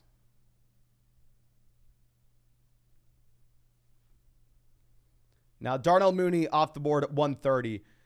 Now, if this was Best Ball Mania, if this was a puppy tournament, there would be no consideration in the slightest to go with another quarterback after this. If I went Anthony Richardson as well as Deshaun Watson, I would be done at quarterback and I wouldn't even consider a third. Now, specifically speaking, in a smaller field tournament like this, I don't think it would be the worst thing in the world if we decided to go ahead and pull the trigger on a third quarterback. I would rather wait a little bit if we can, but say we get Jared Goff making it to us at 137 and where we can pair up Goff with Jamison Williams and Jahmyr Gibbs. That may be something that we look at. Obviously, it just depends on the other guys that are in this range. It's just by the time we get to this point of the draft where it's like Alan Lazard, Darnell Mooney, Nico Collins, Jacoby Myers. Like, what's the real opportunity cost on going through and passing on a wide receiver here in favor of one of those QBs? So in a super large field contest, you're never drafting another quarterback here. But in a smaller field one, it's not ideal, but it's not the worst thing in the world. Steel Pin coming out says, get Kenny Pickett. I honestly would prefer probably waiting a couple more rounds if we were going to grab that quarterback 3 and getting someone like Pickett. So I actually do like the call out. Okay. Monster, Ezekiel Elliott, both off the board.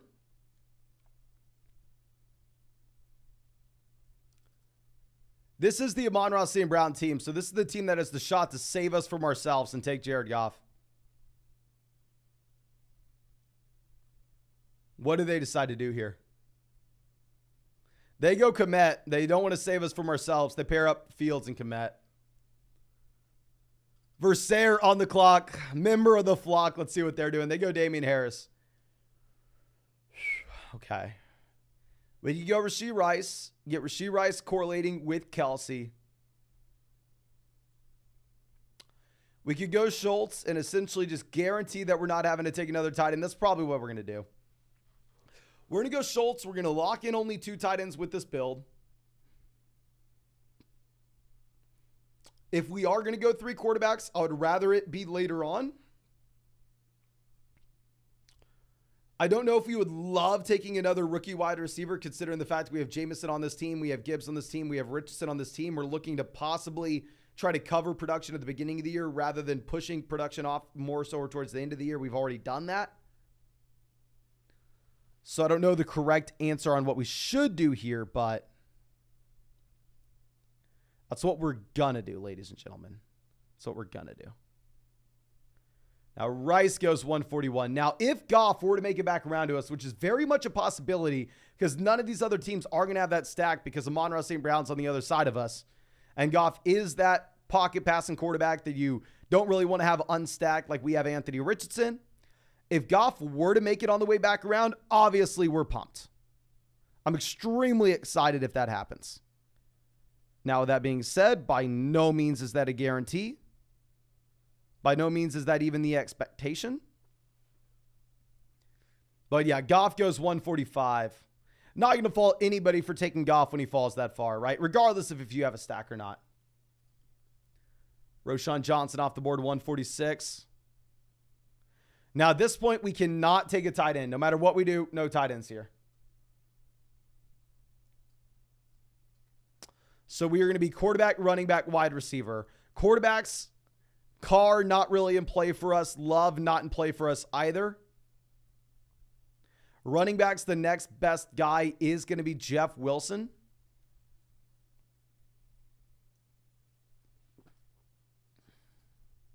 Okay. Jalen Hyatt goes. Kyler Murray off the board as well. Kyler not someone that we're looking at in this format in particular.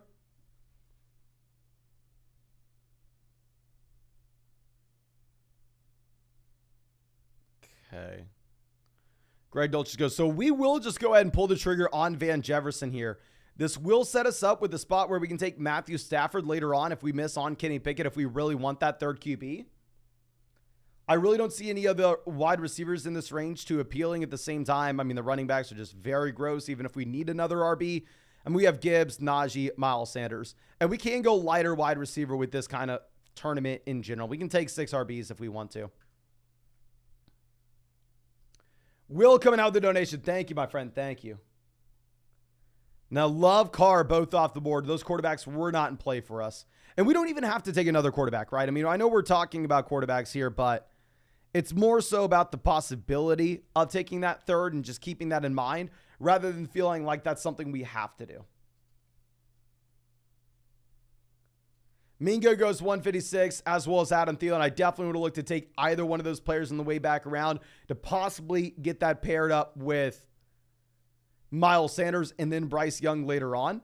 So Alec Pierce is still a viable option for us to pair up with Anthony Richardson if Alec Pierce were to make it to us here at 161. Kenny Pickett's viable to pair up with Pickens and Najee. Stafford goes 158. Was that their second or third quarterback? That's their third quarterback. They have Stafford, Cousins, Burrow. Reser on the clock. Goes Alec Pierce. So now that he goes Pierce, especially once we see this other team go Burrow, Cousins, Stafford, obviously we waited later than that. We waited until big 89 and 104 to take our quarterbacks. We will pull the trigger on the third guy here in Kenny Pickett, essentially making that one big bet on the Pittsburgh Steelers offense with Pickett, Najee, as well as George Pickens. I like this team. Hopefully we haven't ruined it, but Trey coming out says, PBR, would you trade JT and Antonio Gibson for Nick Chubb? Yeah, I would, my friend. I mean, Gibson's just, I don't want to say non-factor, but not a big deal. But let me go ahead and show this team off. And just in case you were just now coming in here, ladies and gentlemen, this is the Big Dog 2 tournament that last year I won on Underdog Fantasy. $500 buy-in. This year, it's not a $20,000 first place prize. This year, it is a $100,000 first place prize. We have Kelsey, Schultz at tight end. Wide receiver, we have Wilson, Amari, Pickens, Jamison, Lazard, Van Jefferson. Running back, we have Gibbs, Najee, Miles Sanders. And quarterback, we have Watson paired up with Amari. We have an unstacked Richardson. And we have Pickett stacked with Pickens and Najee Harris.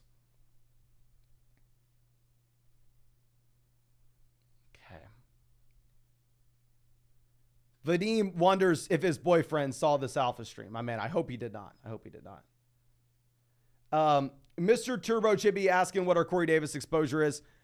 I'm going to assume it's not much. Now, of course, as an 18th round player, it's like even 4 to 5% is a lot of Corey Davis.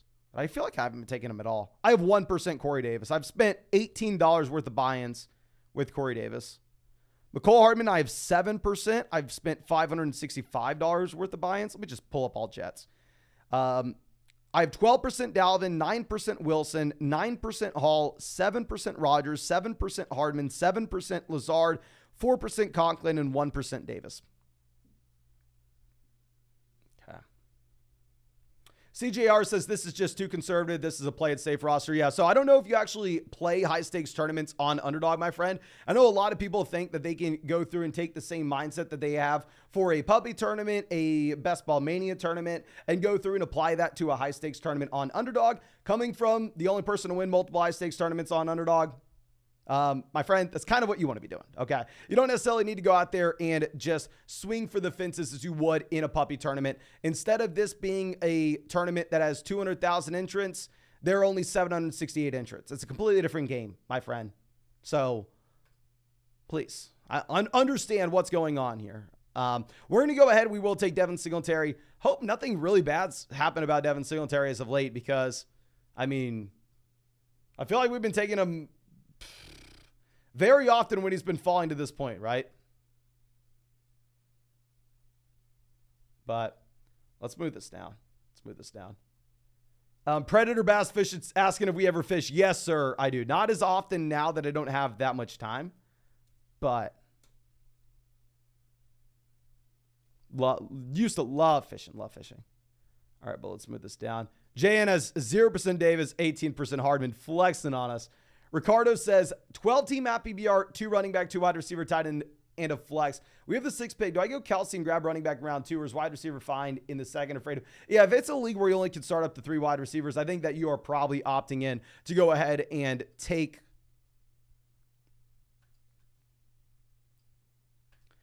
the running back there in round 2 if you can get him.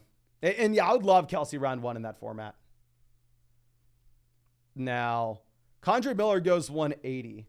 Margaret says Davis retiring is wild. Wasn't he supposed to be paid $10 million this year? My assumption of Corey Davis is retiring is, I assume that meant he was just going to get cut, right?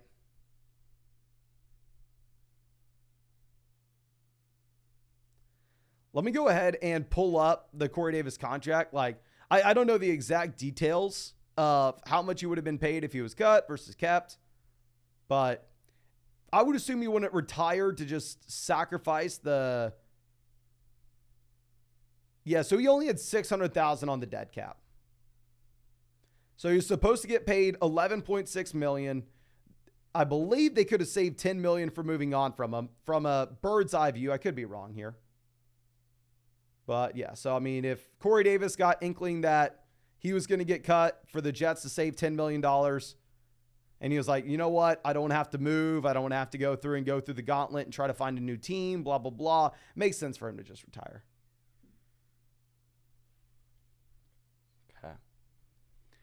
True Bubbard off the board at 184. We'll go ahead and we'll pull the trigger on Hunt. I mean, with Kareem Hunt, you possibly have the Vikings, possibly have the Colts, I guess the Saints. For the love of God, hopefully not the Saints. Hopefully the Dolphins. I don't know. I mean, I've been taking a considerable amount of Hunt, and I will say that I will just be sitting here and crying if we don't get Kareem Hunt earlier.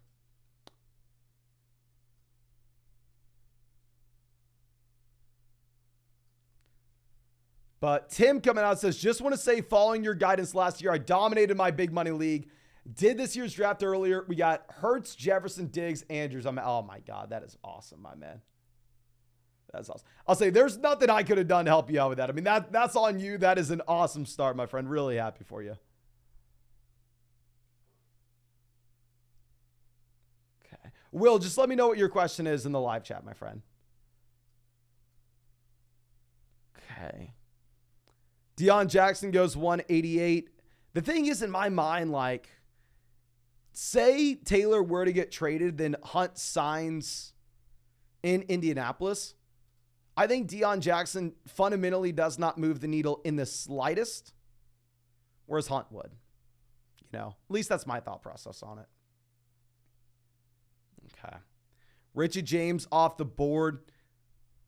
I actually don't mind taking another running back, just given the fact that this is a smaller field tournament league. It's like a 700-person tournament rather than a 200,000-person tournament. Okay. Let's move this around. Slayton goes 195. Okay, so obviously we just know quarterback, tight ends not in play for us. I think we can do pretty much anything else. I know plan A here, pick 200. And plan A is off the board. McCole Hardman goes 196.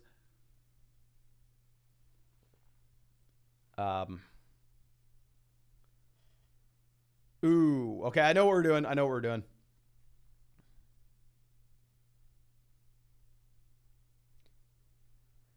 I'm very sorry. Do I take Leonard Fournette? Oh my God, how dumb am I? Is this the Will Fuller situation all over again? If y'all don't know, the year Will Fuller never came back, I drafted a decent amount of Will Fuller. I'm concerned that this is the Will Fuller situation on repeat here. Who would y'all rather have? Deuce Vaughn, don't make me take Deuce Vaughn, or Leonard Fournette?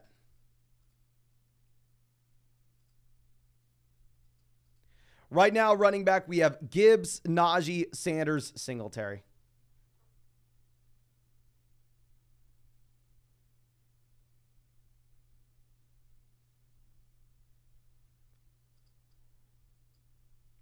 It looks like it's split 50-50. If it's split 50-50, I'm sorry. I can't do it.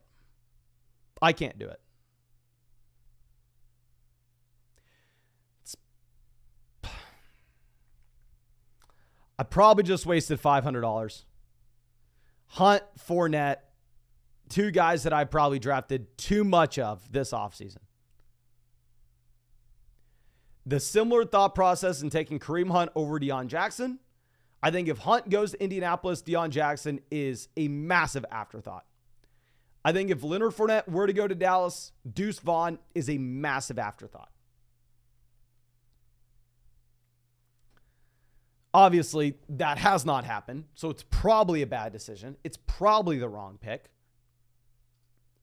But it's the one that we are making regardless. And we have to take a wide receiver here. I mean, that's a no-brainer. We have to take a wide receiver.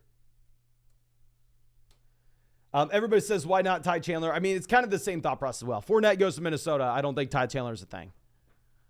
Claypool off 206. So why don't I just take the player that I think is best anyway? Now, there are two guys that I'd be looking at here that I think people aren't really going to be looking at, but I'm not going to even queue them up until Versailles off. It doesn't matter. We're going to get one of these guys regardless. Robert Woods played like every snap for the Houston Texans this past week. So, I mean, looks like Robert Woods is going to be a starter for C.J. Stroud this next season. And then also Josh Downs did play ahead of Isaiah McKenzie in this preseason game as well. So it looks like Josh Downs is going to be a starter in Indianapolis. Downs would also correlate with Anthony Richardson. So can y'all please spam the chat? Who would you rather have, Robert Woods or Josh? I'm actually going to go Josh Downs, right? We have so many players on this team that are probably not going to be productive at the beginning of the season. So I'm actually probably going to go Downs. If we didn't have these guys like Jameson Williams, I mean Woods. If we didn't have these guys like Jameson Williams, I think I'd definitely go Downs. Everybody else was saying Downs, but it is what it is. Let me show y'all this draft, ladies and gentlemen. Love the way it started. I feel like maybe we fumbled the bag at the very end, but I mean, all those 17th, 18th round picks are pretty much garbage regardless. But thank you again, ladies and gentlemen, so damn much for hanging out with us in this live stream. I really hope this team did something. I really hope maybe you learned something. Maybe you had some fun. But, of course, we're going to be live tomorrow night, the night after that. So if you want to get into a draft with us, you can find that link to Underdog Fantasy in the live chat in the description in the comment section. They're best ball drafts, so no time commitment at all during the year. So I drafted 700 teams and won $150,000 last year on Underdog. And if you sign up to Underdog Fantasy with promo code FLOCK, they're going to match your first deposit dollar for dollar up to $100. Plus, you're going to get our 2023 fantasy football rankings, a free trial to flockfantasy.com where you can find our 2023 fantasy football draft guide. I worked my butt off to get y'all the Josh Allen special pick'em. On top of that, ladies and gentlemen, more than less than half a passing yard. So make sure you are taking advantage of that. And also, Underdog is available in all these states if you are wanting to hop in a draft with us one of these nights. But thank you again, ladies and gentlemen. I really, really do appreciate y'all. And I really hope that I get to draft with you in a live stream tomorrow night, the night after, regardless of when it would be.